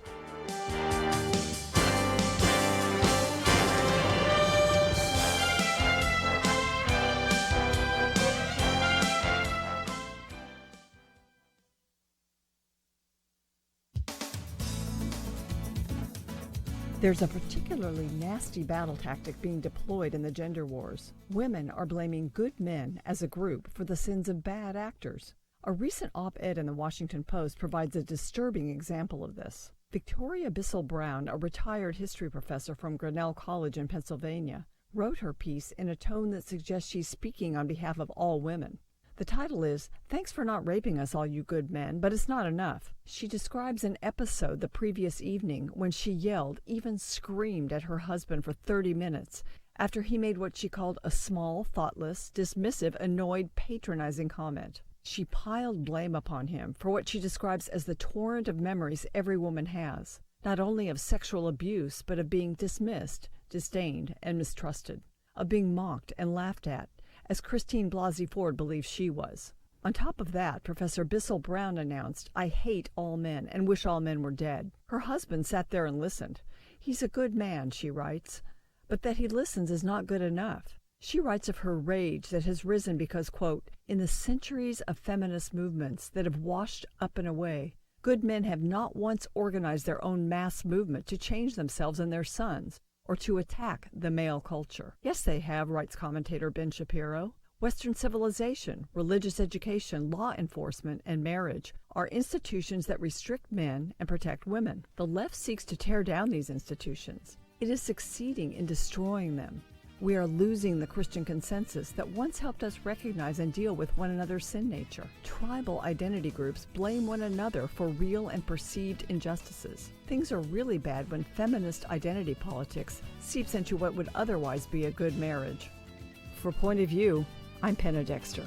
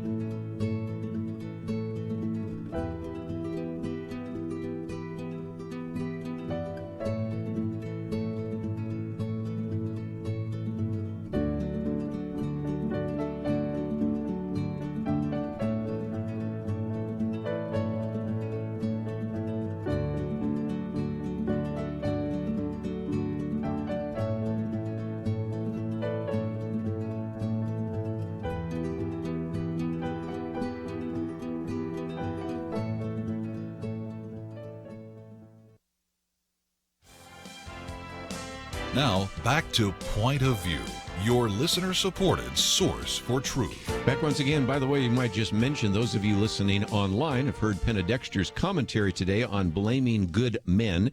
And one of our articles, which we will get to a little bit later, is, in their own words, the hashtag #MeToo and the left have turned Americans against sexual accusers. So we'll come to that. I know that all the people around the round table, especially my two very intelligent women, want to get into the Gosnell movie, which we'll get into in just a minute. But we also have some comments from some of you about the caravan, and we have posted this very good piece that asks some good questions. who's funding this? Who's organizing this? You just don't have 4,000 people just all of a sudden show up in mass. It's not spontaneous combustion. And so let me take a call to kind of start the conversation. We'll go back to the state of Georgia. Marty, what would you like to add to our conversation today? Yeah, hi. Well, I might be jumping ahead of it, but I did hear something about who is funding it, and I'll let you guys get to that. But one thing that's interesting is that this often is not mentioned in the news media when they talk about Trump separating the families. This was already in place from the previous regime, and Obama did enforce it. True. And a lot of those pictures that were taken with children in cages were actually taken during the previous regime. I call it a regime because I can't say enough bad about it. That's all I'm going to say on that. Well, and first of all, for some people saying, is that true? Yes, it is. And again, there was a really good story that we posted a while back. You'd have to dig and use the search engine, in which this individual was using that picture with a hashtag saying, this is what the Trump administration does. And it turns out it was a picture from the Obama administration. So exactly. The point that, Marty, I think we can make is that no matter what this administration does, they're getting blamed. In the first hour, we didn't spend a lot of time talking about this hour, the whole issue of Jamal Khashoggi. There has been an argument that there hasn't been enough of a response from the Trump administration on this issue of the border. When he talked about maybe sending the military down at the border, they said that's too much. So, you can't win. I mean, it's this is kind of and right now, especially in an election year, you're going to have a lot of people, commentators, people in the media, activists, and others are going to probably say some things that on further reflection are not true. Is that a nice way to say that sometimes people misrepresent the facts? And so, Marty, I appreciate you bringing that up. But let's go around the round table for just a minute. Keisha, any thoughts about this caravan of 4,000? This just doesn't happen spontaneously. If you just tried to get 4,000 people to do anything, you need some organization and some structure and infrastructure, don't you? I think so. I think someone would have to be organizing something of that magnitude. But, I'm curious to see what will happen when they get to the border. Yes. I've got a feeling they might not. They said that they may have worked out something with the United Nations to have some stations, but we'll see who stops at the stations and who doesn't. But, Penna, it just looks organized to me. It looks organized. I mean, really, probably the best outcome would be if our government got in touch with some of these other countries and began, to take action to protect people where they are, rather than having them come up here. But the fact that that's not happening, it's another sign, I think, that there is something organized. And the timing, again, the timing is so suspect that, right here we are less than a month before an election. Yeah. Where this is a huge issue. One of the busiest people in the administration right now is the Secretary of State, Mike Pompeo, because he just went to Turkey over the issue of Jamal Khashoggi, went to Saudi Arabia. Now he's going to Mexico to try to solve some of this as well, and trying to urge the government there to secure their southern border or to help us secure our southern border. Think about this for just a minute. If you come in from, let's use Honduras since a lot of this started there, and try to then settle in Mexico, they'll prevent you from doing that. And the last time we had this caravan, when they got to the southern border of Mexico, they found that nobody was in those stations. It's almost like, we'll just let them come on through. So if nothing else, one of the tweets, and again, I hate to ever quote from a Donald Trump tweet, but I think this one was pretty good. He said, I must in the strongest terms ask Mexico to stop this onslaught, and if unable to do so, I will call up the U.S. military and close our southern border. Now, again, we want immigrants here. We actually have, and we're going to get to this in just a minute. One of our other articles here is that we have just a phenomenal growth in terms of the economy. As a matter of fact, the United States right now is the most competitive economy for the first time in a decade. So we right now have more jobs than we have people to fill those jobs. That's called a very low unemployment rate. Thank so God. we would certainly like to have individuals, but we'd like to be able to control those that come in. And Frank Gaffney was with us, Penna, just a while ago to point out that even in the midst of this 4,000, there are individuals who are joining with this caravan so that if they can slip in, intend as harm. And Keisha, that's another concern too, isn't it? Yeah, I mean, you just have to, know what you're dealing with, and it's hard to do that when you're dealing with that many people, right? Yeah, it's terror, as Frank mentioned, drugs, but also the idea that who's coming? Are they coming because they're not doing well and they want to come in and join our welfare system and be dependent on the programs that we have here for people?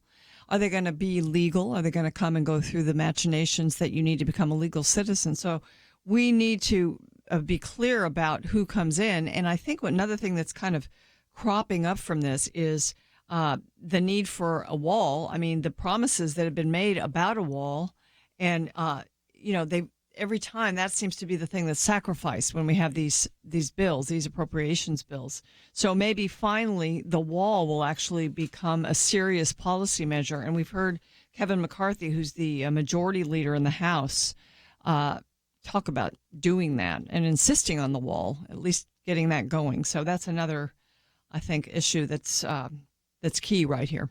And I might just mention that that's in the article that we've posted here.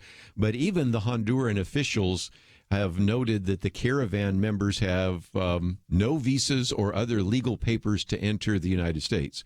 Well, how do you vet somebody when you don't even know who they are? This has been one of the trouble and difficult kind of situations for some time. You're just overwhelming those individuals who are part of border security. And last month, can you imagine what it's like with the Border Patrol last month? And as somebody mentioned, last month was a short month, okay? So it didn't have as many people in September, and still you have 16,658 family members who were arrested. That's the ones that were arrested. That doesn't count the ones that you didn't catch or the ones that in one way or another overstayed their visa. So we've got a crisis, and I know that there are some that are advocating open borders, but that just, you don't have a country if you don't have a border. But on the other hand, do we want immigrants? Yes, we certainly have jobs for them, but can we as a country at least pick who we want? Because you look at those jobs that are open, many of them are people that have computer skills, high-tech skills, and bringing in individuals here from Honduras or Guatemala, they're probably not going to be very successful at that. There's a language factor, too. There's just all sorts of issues that you have to evaluate, plus which ones maybe are tied into MS-13, which ones might be drug traffickers, which ones are using these kids as the pawns. There's just a lot of things to think about. So if you'd like to join us, 1-800-351-1212. We certainly have put that on the table. We've talked about religious liberty. But I have these two women. When we come back, I want to talk about the Gosnell movie for a couple of reasons. Number one, the press has, in two particular cases, dealt with it. One by initially ignoring it, and then in the other case by completely misrepresenting that. And so sometimes bias comes by not covering a story. Other times bias comes by poorly covering a story, and I'm being more generous than probably I should. So we'll come back and talk about this very significant movie about a very significant court case that developed in Philadelphia. So if you would like to join us, we're going to take a break. 1-800-351-1212. We have a link to firstliberty.org. We've already given you an action item, that is to sign up. When we come back, I'm also going to talk about our midterm election resources. We'll be back right after this. Protect the health of the nation. Join the Point of View Truth Team. Pointofview.net/team. Pointofview.net/team. Or call 800-347-5151. So there's this guy named Jordan. He's a healthy guy. He's a dad of 6, and he works as a guide in Alaska. And he goes to the doctor, true story, he goes to the doctor, and he's diagnosed with cancer, stage 4. And here's the thing. He had switched earlier from medical insurance to Medishare, where Christians share each other's medical bills. So the question for Jordan and his wife, Jenny, was, is this actually going to work? Our medical bills exceeded $160,000. Medishare members shared all our bills. And it was about more than just the money, too. This is a real community. Medishare is a family, a group of people that stick with you through the hardest times of your life. I just don't know how I could have done it without Medishare. It's so worth looking into. There's a reason this is growing so fast. So if you want to find out more, here is a number for you. 855-90-BIBLE. That's 855-90-BIBLE. Point of View will continue after this.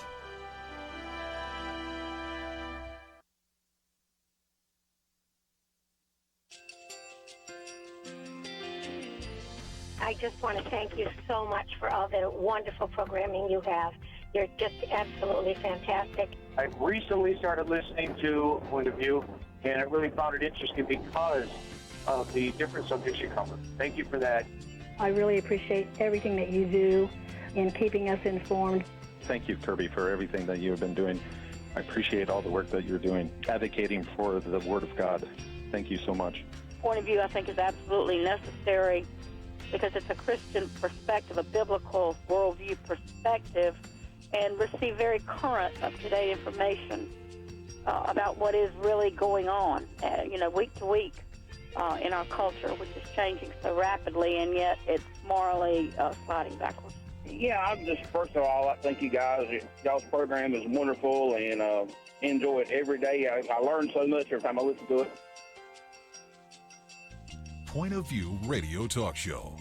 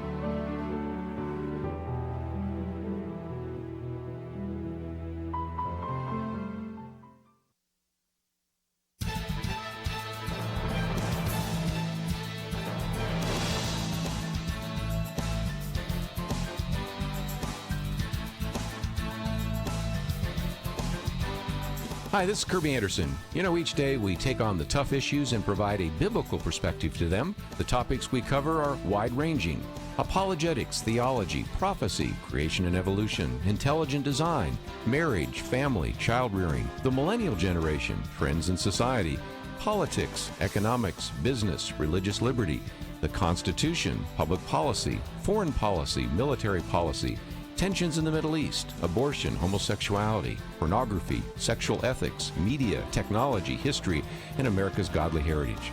We talk about anything that affects your faith, your family, or your freedom. So don't go anywhere, because Point of View continues right now.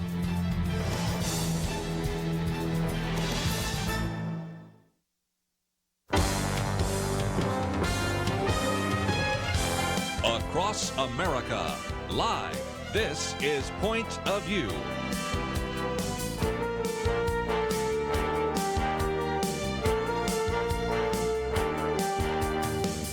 And now, Kerby Anderson. Back once again, and it is our weekend edition. Penna, Dexter, and Keisha Russell with us in studio.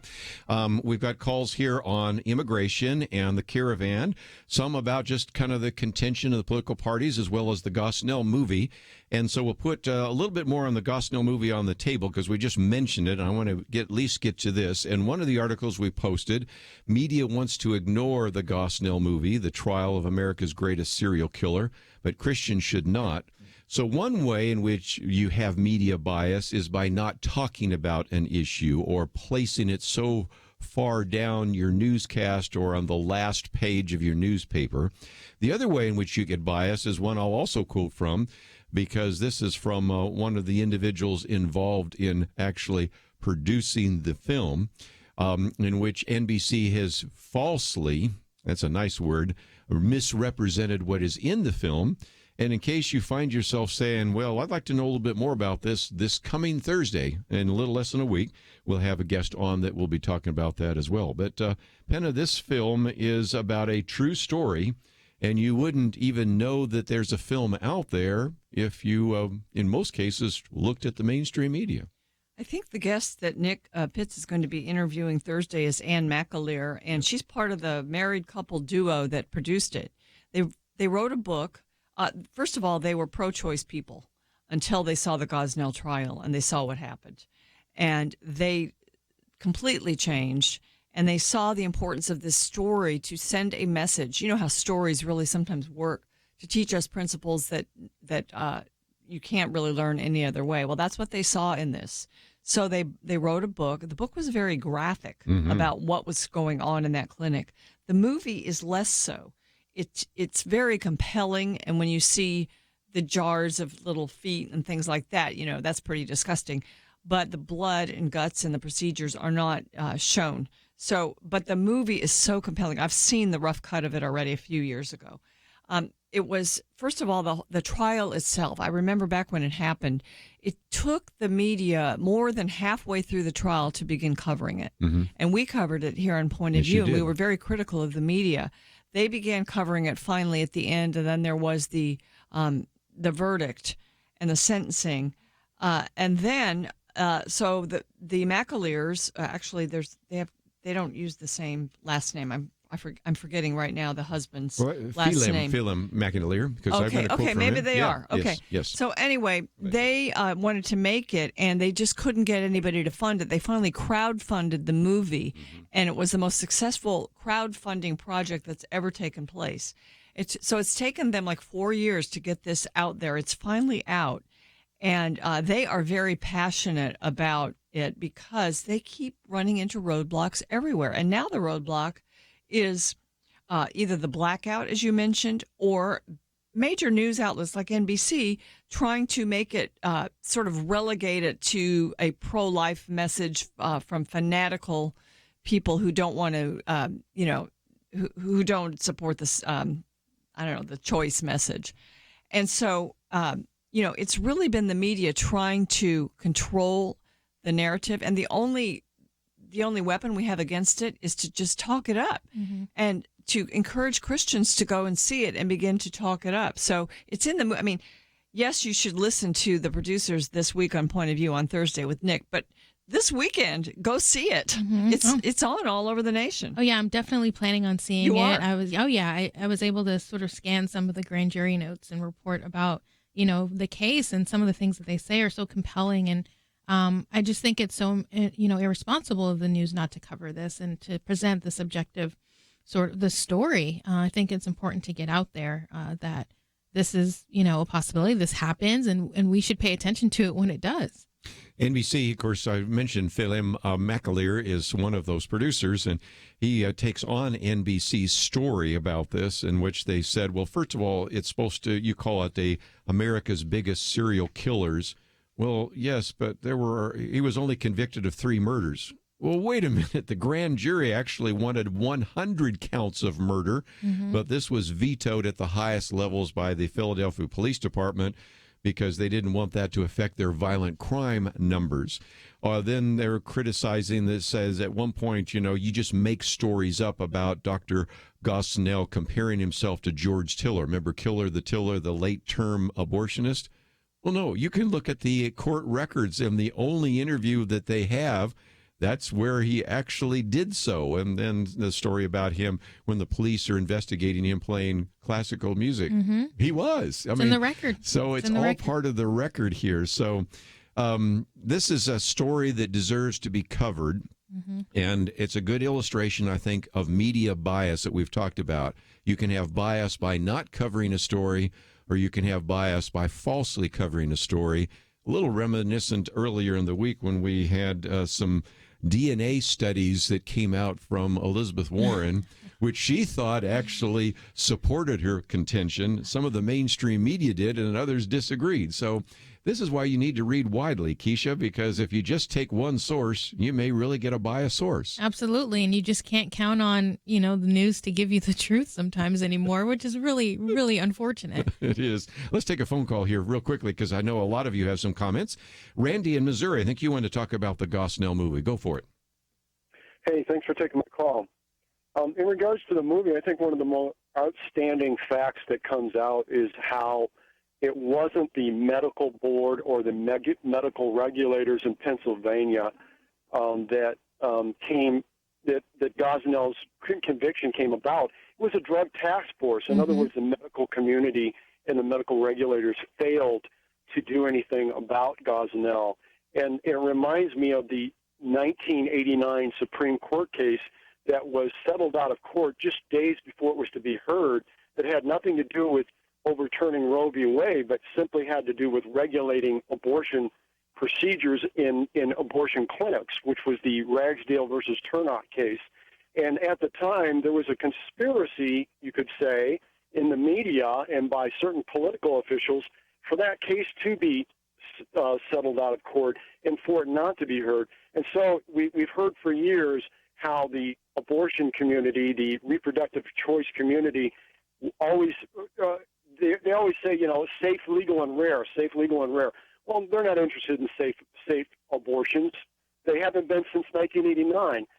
And all the women that have been maimed and died at the hands of the abortion facilities, that blood's on the abortion community itself. So because they're not interested in regulation, I guess you could throw in the Texas case as well. Yeah, you could make it safer, but the courts have overturned some of those laws. Yes. Well, and again, this case also had to do with who really wanted to go after it. You had kind of a pro-choice, in this case, a Republican governor and some others, and so it ended up being a drug case. Isn't that amazing, Keisha? Yeah, it does, and I think it's so sad that some of those government officials in Philadelphia and Pennsylvania didn't do their job and look into those clinics when they had gotten all these complaints about what was going on, and they turned a blind eye. And, this was able to go on for years because they wanted to protect the narrative that they believed in about abortion. Well, we're going to take a break, and if you have comments about the movie, if you have comments about the caravans or comments about these midterm elections, those are issues we've already put on the table, and we'll take those phone calls, 1-800-351-1212. Be right back.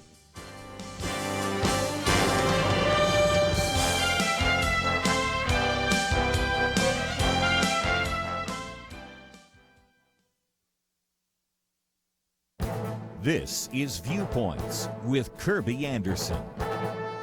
You know, Christians are surrounded by a supermarket of worldviews, so it's not surprising that many have uncritically accepted many of these false views of reality.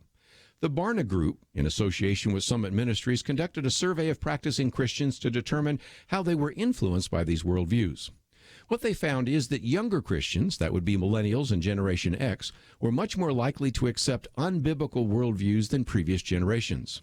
And they also found that males were more susceptible than females by a 2-to-1 ratio. They found that more than 6 in 10 of practicing Christians accept some ideas that are rooted in the new spirituality. They also found that more than a third of practicing Christians are sympathetic to some teachings of Islam. Apparently, these practicing Christians do not see how some of their views are illogical. For example, more than a quarter believe that all people pray to the same God or spirit.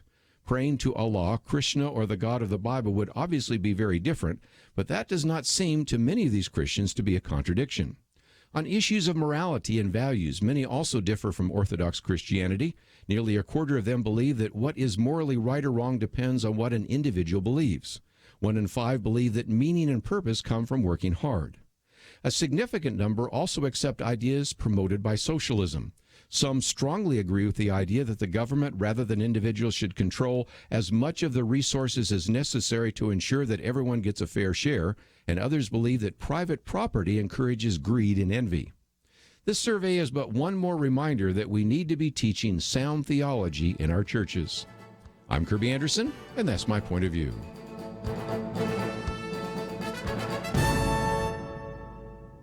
Take Kerby and the Point of View team with you on the go with the Point of View app. Search for Point of View Radio at the Apple or Google Play stores.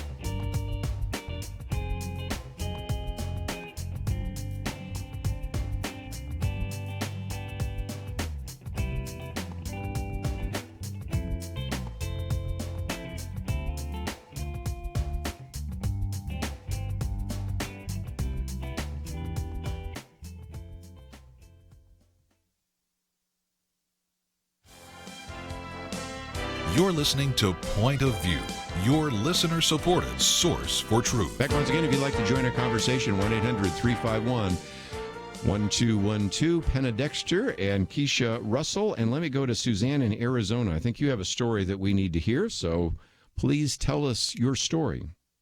Thank you very much for this blessed opportunity, and I hope I'm speaking to some expectant parents. My name is Suzanne Smith, and I'm a registered nurse, and I've been in healthcare for 40 years. I was conceived out of wedlock by a woman, my mother, who was a soprano for the Philadelphia Orchestra. She and my dad decided to get rid of their problem. So they bundled up $250 and they went into downtown Philadelphia into a back alley clinic in 1949. Now, there's a little amusement here. My father was Archie Bunker personified, okay, without the censors. Yes. He never met a minority he didn't hate. So when they were in the treatment room, a black gentleman came in with a lab coat on, and my dad said, "Where's the doctor?" And the gentleman said, "I am the doctor." And he said, "Well, then I'll marry her." And I was born.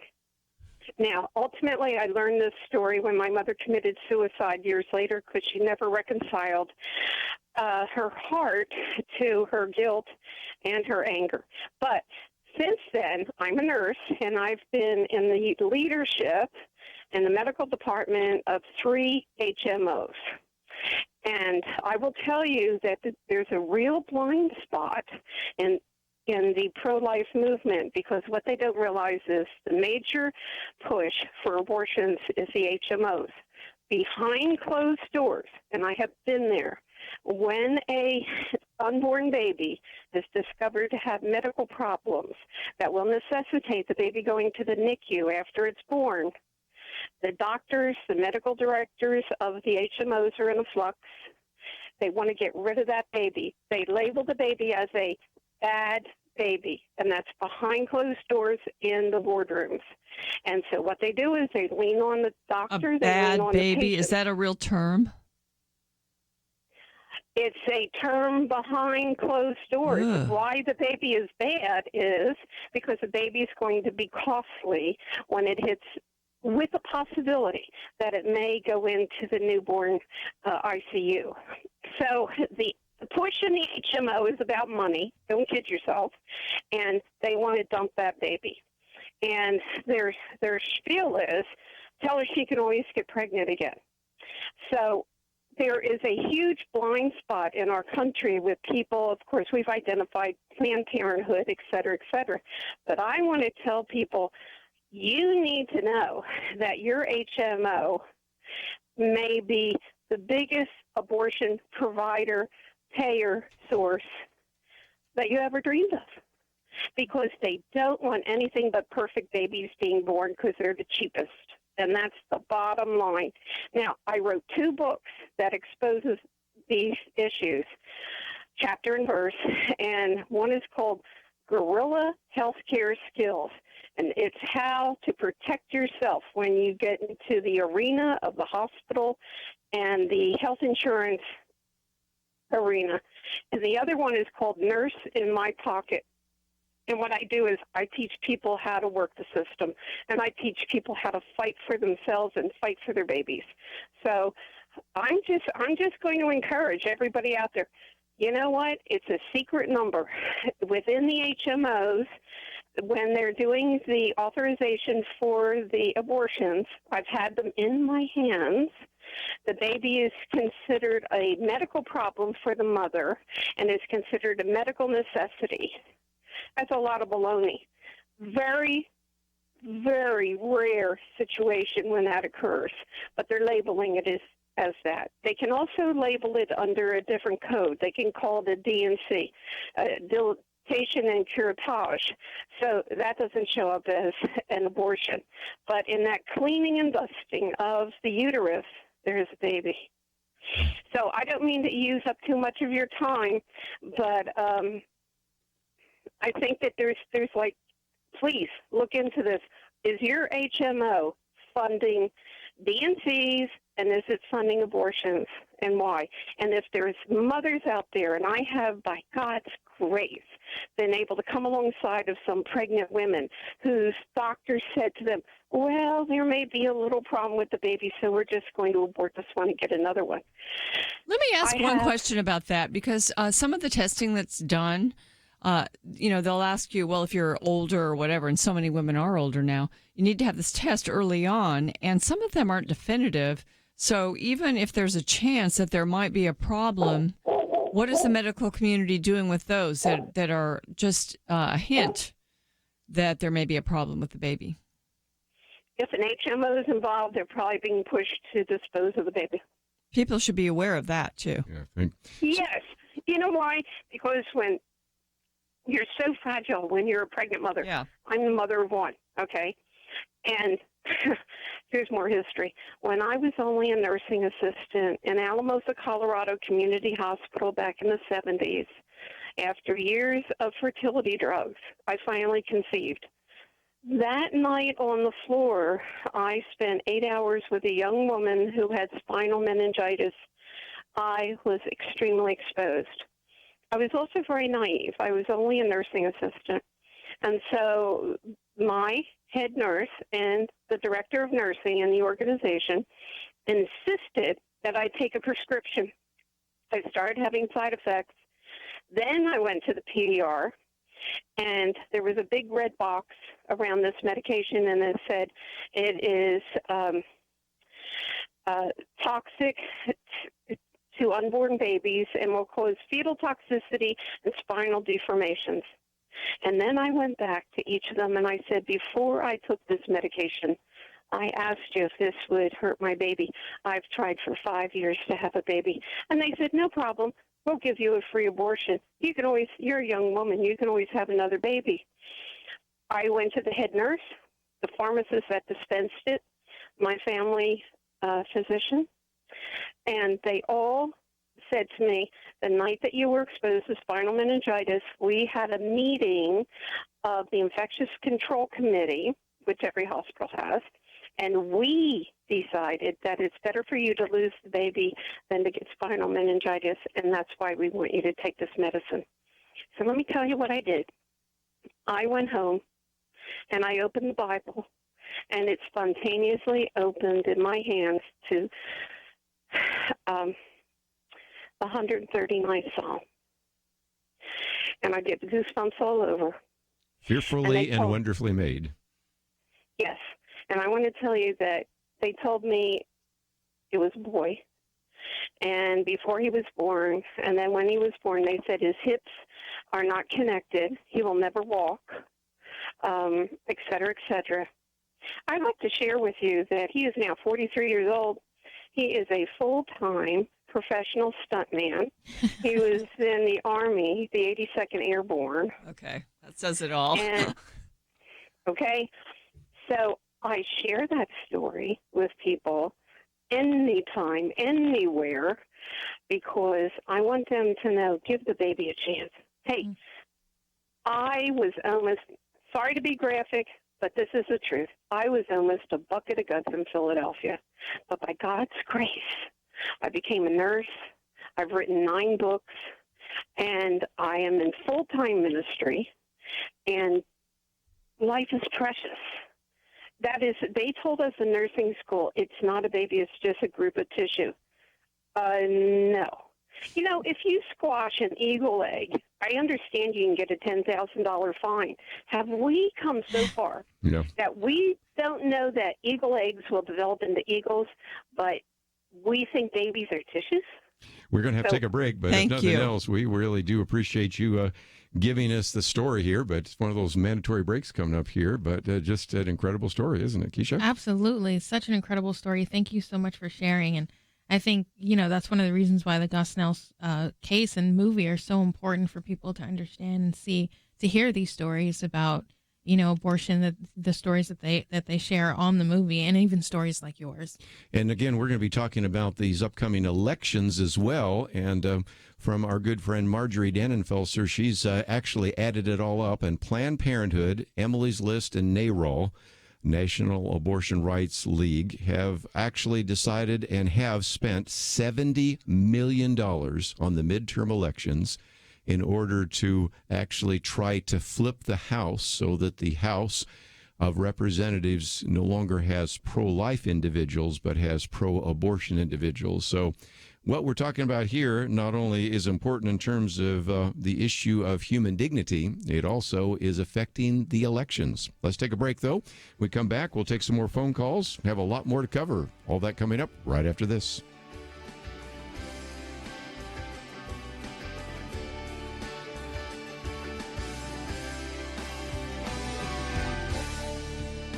Protect the health of the nation. Join the Point of View Truth Team. Pointofview.net/team. Pointofview.net/team. Or call 800-347-5151. So there's this guy named Jordan. He's a healthy guy. He's a dad of 6, and he works as a guide in Alaska. And he goes to the doctor, true story, he goes to the doctor, and he's diagnosed with cancer, stage 4. And here's the thing. He had switched earlier from medical insurance to Medishare, where Christians share each other's medical bills. So the question for Jordan and his wife, Jenny, was, is this actually going to work? Our medical bills exceeded $160,000. Medishare members shared all our bills. And it was about more than just the money, too. This is a real community. Medishare is a family, a group of people that stick with you through the hardest times of your life. I just don't know how I could have done it without Medishare. It's so worth looking into. There's a reason this is growing so fast. So if you want to find out more, here is a number for you, 855-90-BIBLE. That's 855-90-BIBLE. Point of View will continue after this.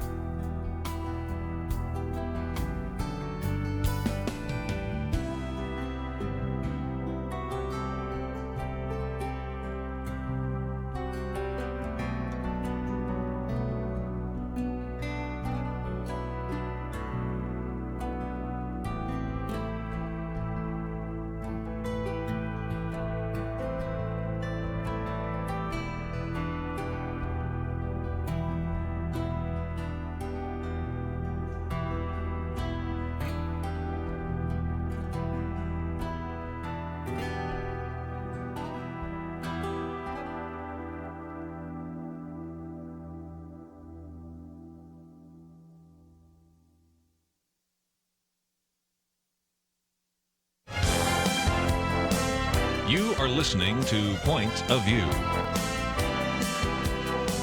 The opinions expressed on Point of View do not necessarily reflect the views of the management or staff of this station. And now, here again is Kerby Anderson. Final half hour. Keisha Russell with us today, as well as Penna Dexter. Let's take some phone calls as well. We'll go to Missouri, KTTK, and I think James wants to talk about the midterm elections. Might just mention we have some great midterm election resources. I'll talk about that in a minute. But James, what's your point of view? Well, my point of view has to do with the dissension in our political system. And I've read somewhere that it said that the nation divided could not stand. Yes. In that same book, a little farther back toward the front, I read that righteousness exalts a nation and sin to reproach to any people. And I think that it's time that the American people stood up for what's right instead of falling for what is not right. And another issue has to do with this border fence. Yes. I was reading in the Smithsonian magazine an article that told about the city of Nogales, that at one time was one city, but it was covered both sides of the border. And they built a fence 100 years ago that divided the two cities, not so they could stop immigration, but so that they could control it. Right. And it seemed like all the liberals think that we shouldn't do that anymore. But this was initiated by the legal officials, political leaders in Mexico that initiated it back then. So I think it would be a good thing if some of the people that are so dead set on getting rid of our president, if they'd just read their Bible and read a little bit about history, they would find some things quite interesting that are contrary to their points of view. Thank you. Thank you. And I might just mention, sometimes if you can read the Bible and learn from history, you're in pretty good shape there. What about the dissension? There are some individuals, Dr. Merrill Matthews has been on this program before, I even sat in this chair, and Penna, you and I have known him, and he has a piece coming out today saying that he's getting the sense that the reaction to the Kavanaugh hearings is maybe energizing some of the Republicans. Newt Gingrich, former Speaker of the House, he said the same thing. I've seen some others where Democrats have said, well, they're just more energized than ever because of the fact that they think that an individual that actually is a serial rapist is sitting on the Supreme Court. So that issue, though, of Kavanaugh and the one we talked about just a minute ago, the caravan, will that have an impact? Because this issue of the midterm elections, and I'll talk about the resources we have in just a minute, is all about turnout. It always is, but it really is in the midterm elections because people tend to turn out in significant numbers when you have a presidential election. This is a midterm election, but the stakes seem to be a lot higher because people understand what's at stake is the Supreme Court, whether or not the House is controlled by the Democrats who would then want to impeach not only Donald Trump, but Brett Kavanaugh. A lot of issues on the table in this particular election that weren't on the table, say, 4 years ago when we were talking about the Tea Party, right? Well, the Me Too, people that are inclined to be Me Too protester types or to say, I believe, whenever there's a survivor, quote unquote, survivor of sexual abuse saying something, you believe them. Those people are on the left. They're almost universally on the left. And so they would have, if they would have voted left in whatever race. Yeah. The problem is now are they going to turn out to vote when they weren't voters before? And I don't know how to answer the question about immigration because it crosses party lines. That issue crosses party lines. Mm-hmm. So I don't know the answer. I don't know the answer to the question. I think Kavanaugh did probably stir up Republicans who might have sat out the election, who will now vote because their moms and dads, they don't want to see their sons, fall just because they're accused. They see that this is just a ridiculous tactic. So I think it helped. But I read today that some people are saying, yes, that probably did help Republicans. But the immigration the caravan issue is now probably going to help Democrats. I don't know. I don't either. I don't know the answer. Keisha, I'd love to get your comments, though. You're going to be registered to vote now here in the state of Texas. Yeah, and you know I'm a real Texan because I'm going to vote here. So.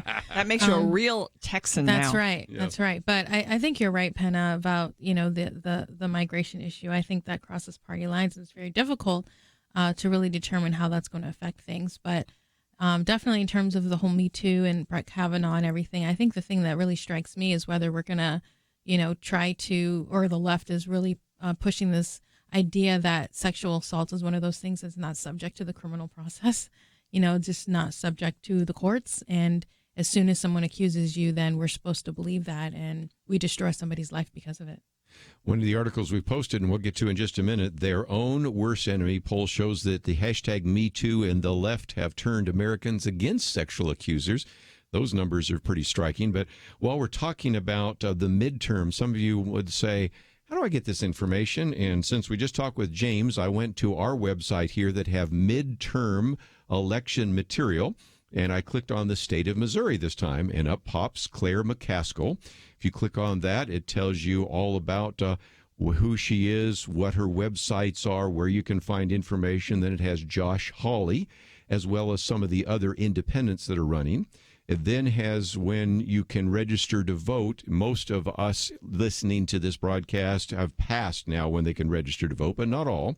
Then it shows you when you can vote, because in some cases, starting on Monday, to use Texas as an example, and other states, you can vote. Those in Vermont, they actually have been voting. Isn't that amazing? 45 days before an election, you can vote in Vermont. But anyway, that's just one of those outliers. That's pretty cool. And then it also shows you where your vote, what you need to have if you go to the poll, what kind of identification. And you say, well, I don't know where my polling place is. Click on Find Your Polling Place, and it has, if you type in your zip code, all the information. So we really make it pretty easy, and it's on the website, pointofview.net, for every one of the states. Now, I'll say one more thing. I say it all the time, but I'll say it one more time. Each particular day, we add some more material that we found. So if you came to it yesterday and said, well, I found a little bit for West Virginia, but it was kind of bleak, just hang with it, come back again. And, if I went into California and, gave me a few races, but not too many, go back, because we might give you some links to some other voter guides. So you keep going to there and get as much information as you can, and we give you information to make sure that you know where you can vote and how you can vote and what you need to have in terms of voter IDs when you show up there at the polling place. So again, all of that is the website, pointofview.net. But in just a minute, we're going to hear Penna Dexter's commentary, Blaming Good Men. And we've posted this article about the hashtag Me Too. Penna, you wrote a very good article a number of months ago for the Outlook magazine on the Me Too movement. Help us kind of think this through. I want to have two smart women here kind of address this issue a minute, and I'm going to sit back and listen to what you have to say. Well, my commentary is really the over-the-top Me Too movement, and I will let people listen to it online, and then maybe we can talk about it, Keisha, after the break. But I just, right now, I want to address just the accusers and the believability of accusers. I mean, it was a problem when we look back at some of these college rape cases where they've turned out to be that some of the rapes that people were prosecuted for and really lost their education and their future for, it turns out some of it was made up. Not always. Accusers don't always make up these things, but it bears investigation. And, one of my encouragements to people who have been assaulted is go to law enforcement immediately. That's where you get your best results. Christine Blasey Ford did not do that. And now, 36 years later, you have this whole contingent of Americans that look at her as a hero because she is a quote unquote survivor when we don't even know if she survived anything. Certainly, she doesn't even say it was a rape. And we were ready. Some people, half the country was ready to crucify a stellar Supreme Court nominee, person who had lived their life in a way that most people would admire because of what she said. And, we have got to get back to, again, as always, the rule of law and the necessity to prove guilt, not to assume it. That's right. We just have to remember that we are not judge and jury. and what happens, in the media and in the news and on Facebook does not prove that somebody did anything, and it never really should. One of the things we posted earlier in the week was from this one individual writing for The Atlantic, and there were a number of African-American men, about 100 of them, and when she said something about Brett Kavanaugh, they all, almost to a person, said, yeah, we were really concerned about that, and he began to document, and she began to document the fact that some of them had been falsely accused on campus, and the accusation sometimes is enough for conviction in the court of public opinion. That's right. So we need to come back to the process and the rule of law. Penna Dexter's commentary right now. You can listen to it online. We'll come back and talk about blaming good men right after this.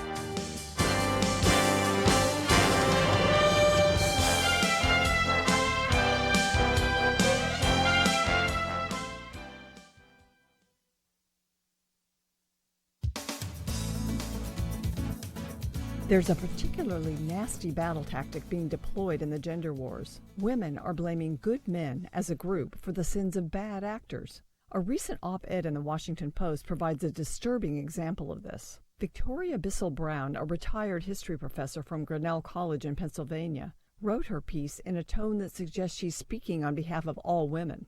The title is, "Thanks for not raping us, all you good men, but it's not enough." She describes an episode the previous evening when she yelled, even screamed at her husband for 30 minutes after he made what she called a small, thoughtless, dismissive, annoyed, patronizing comment. She piled blame upon him for what she describes as the torrent of memories every woman has, not only of sexual abuse, but of being dismissed, disdained, and mistrusted, of being mocked and laughed at, as Christine Blasey Ford believes she was. On top of that, Professor Bissell-Brown announced, "I hate all men and wish all men were dead." Her husband sat there and listened.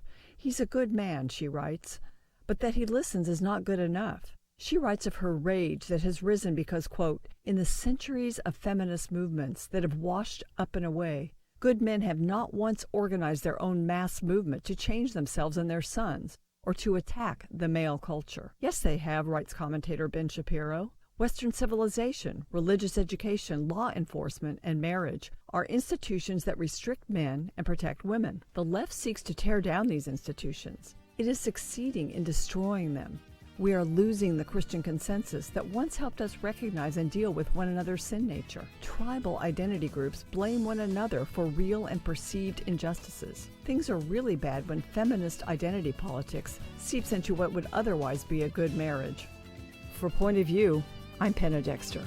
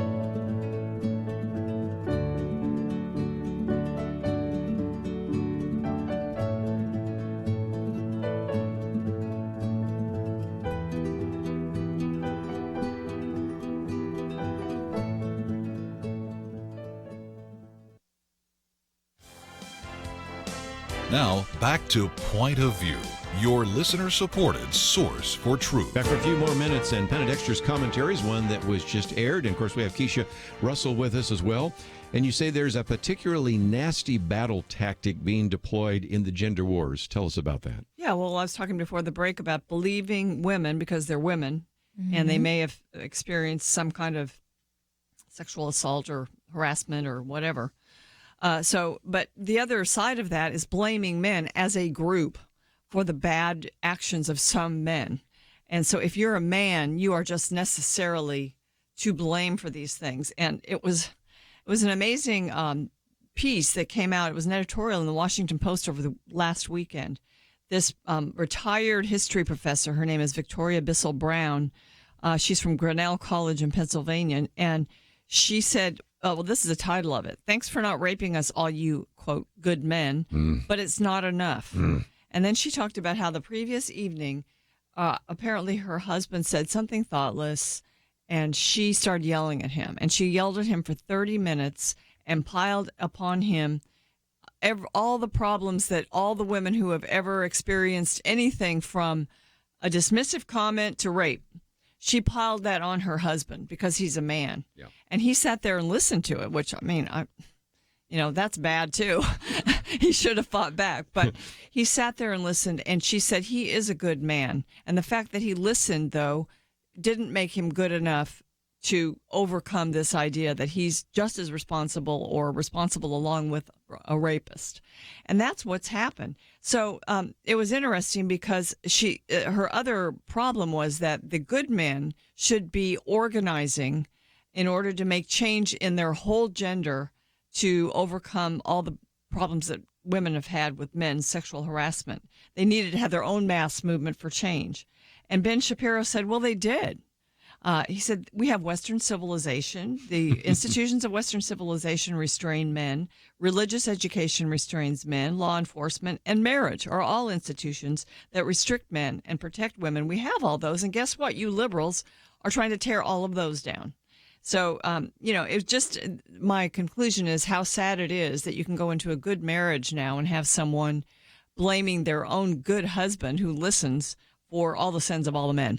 And just think about, the backlash that certain conservatives have gotten by putting up these barriers and saying, well, I'll only be alone with a woman who's my wife to protect my own reputation and protect any other woman, from, feeling uncomfortable around me or unsafe. And that's not good enough fun either. Of them for that. That's right. That's not good enough either. Yeah. Nothing's good enough. And I was thinking, Ben Shapiro's looking at it from a secular point of view, but if you look at it from a Christian point of view, we had what was called the men's movement. And the feminists just had a fit about that, where men were sitting around beating drums, which I thought was kind of stupid. But then we also had this thing called Promise Keepers, which was a very positive element. And again, the feminists attacked it. So, when I first read this piece, and you and I kind of shared emails about that, there were two thoughts that went through my mind. Are you not aware of some of the things that have been done to try to elevate men and teach them manners and really provide positive role models, which you feminists have criticized?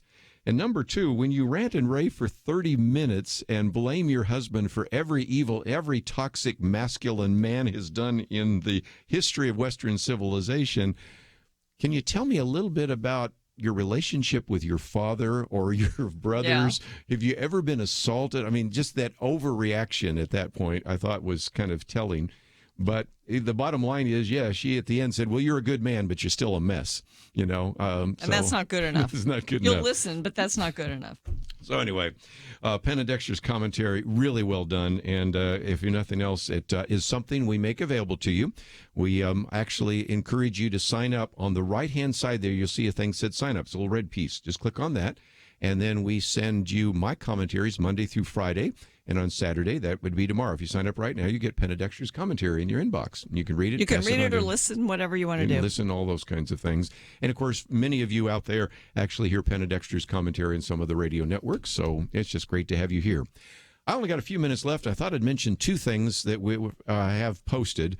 The one, which you probably would not hear except here on Point of View, is this is the first time in 8 years at least that the United States is now listed as the most competitive economy in a decade.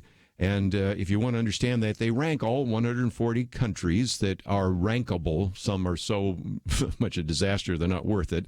Top 5, the United States, then Singapore, Germany, Switzerland, and Japan. But this is the first time the United States has been number 1 in a long time.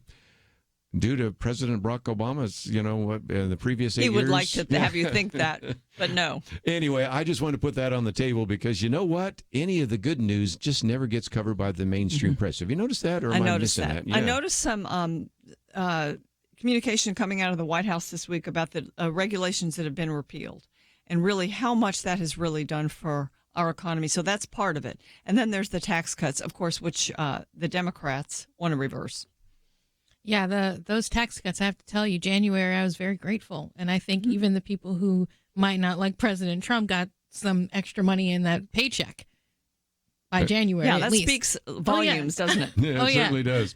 One other one which we have posted, and you can read it in its entirety, is it's amazing as you get closer to the midterms, some people get real honest. And the other day, Representative Robert Francis O'Rourke, known as Beto O'Rourke, has not ever said this in a debate, but said this in a town meeting the other day for CNN, I guess it was. And he said, yes, I would impeach Donald Trump. You have Nancy Pelosi now, and we've posted this, tell the Parkland kids gun control will be the top Democratic priority. We hadn't heard that until now. We haven't heard a thing about the Second Amendment, but all of a sudden now we're really just 2 weeks away, right? And essentially, and now we're already, all of a sudden, maybe because they think they have it in the bag, they're saying some things they haven't said before. Keisha, what do you thought? Yeah, maybe that's why. I think we'll see how it goes, though. I don't know if that will be, dispositive of what happened.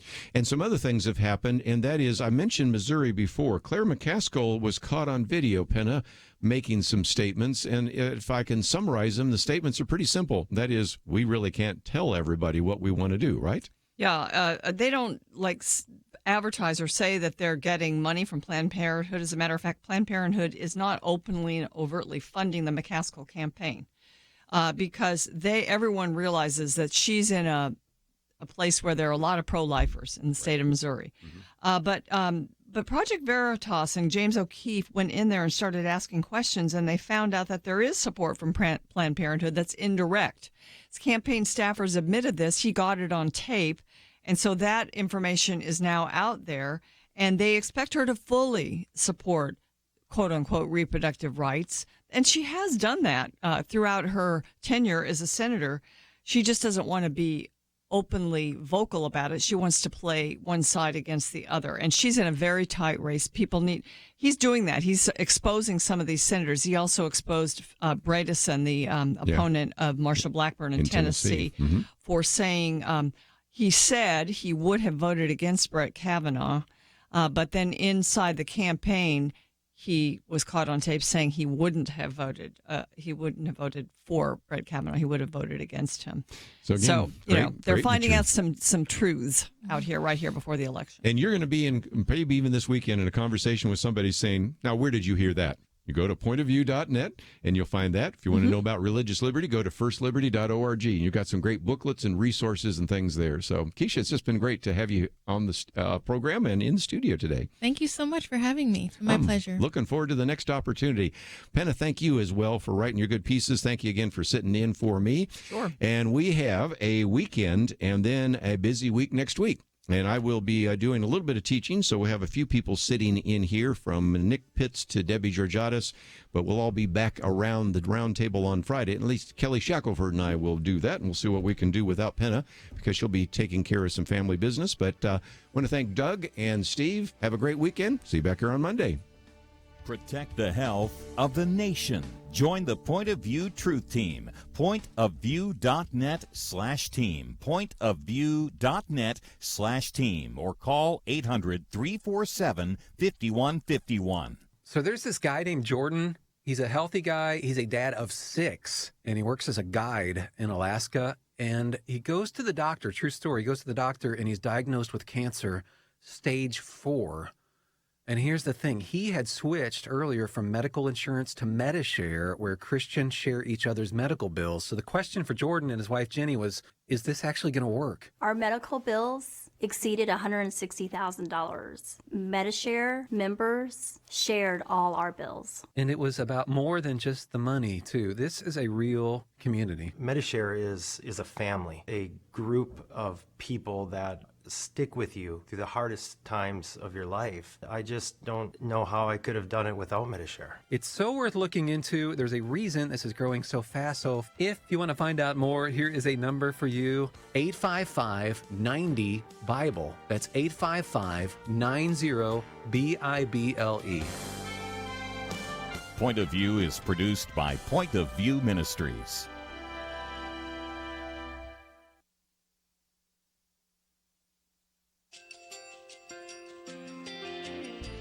I just want to thank you so much for all the wonderful programming you have. You're just absolutely fantastic. I recently started listening to Point of View, and I really found it interesting because of the different subjects you cover. Thank you for that. I really appreciate everything that you do in keeping us informed. Thank you, Kerby, for everything that you have been doing. I appreciate all the work that you're doing, advocating for the Word of God. Thank you so much. Point of view, I think, is absolutely necessary because it's a Christian perspective, a biblical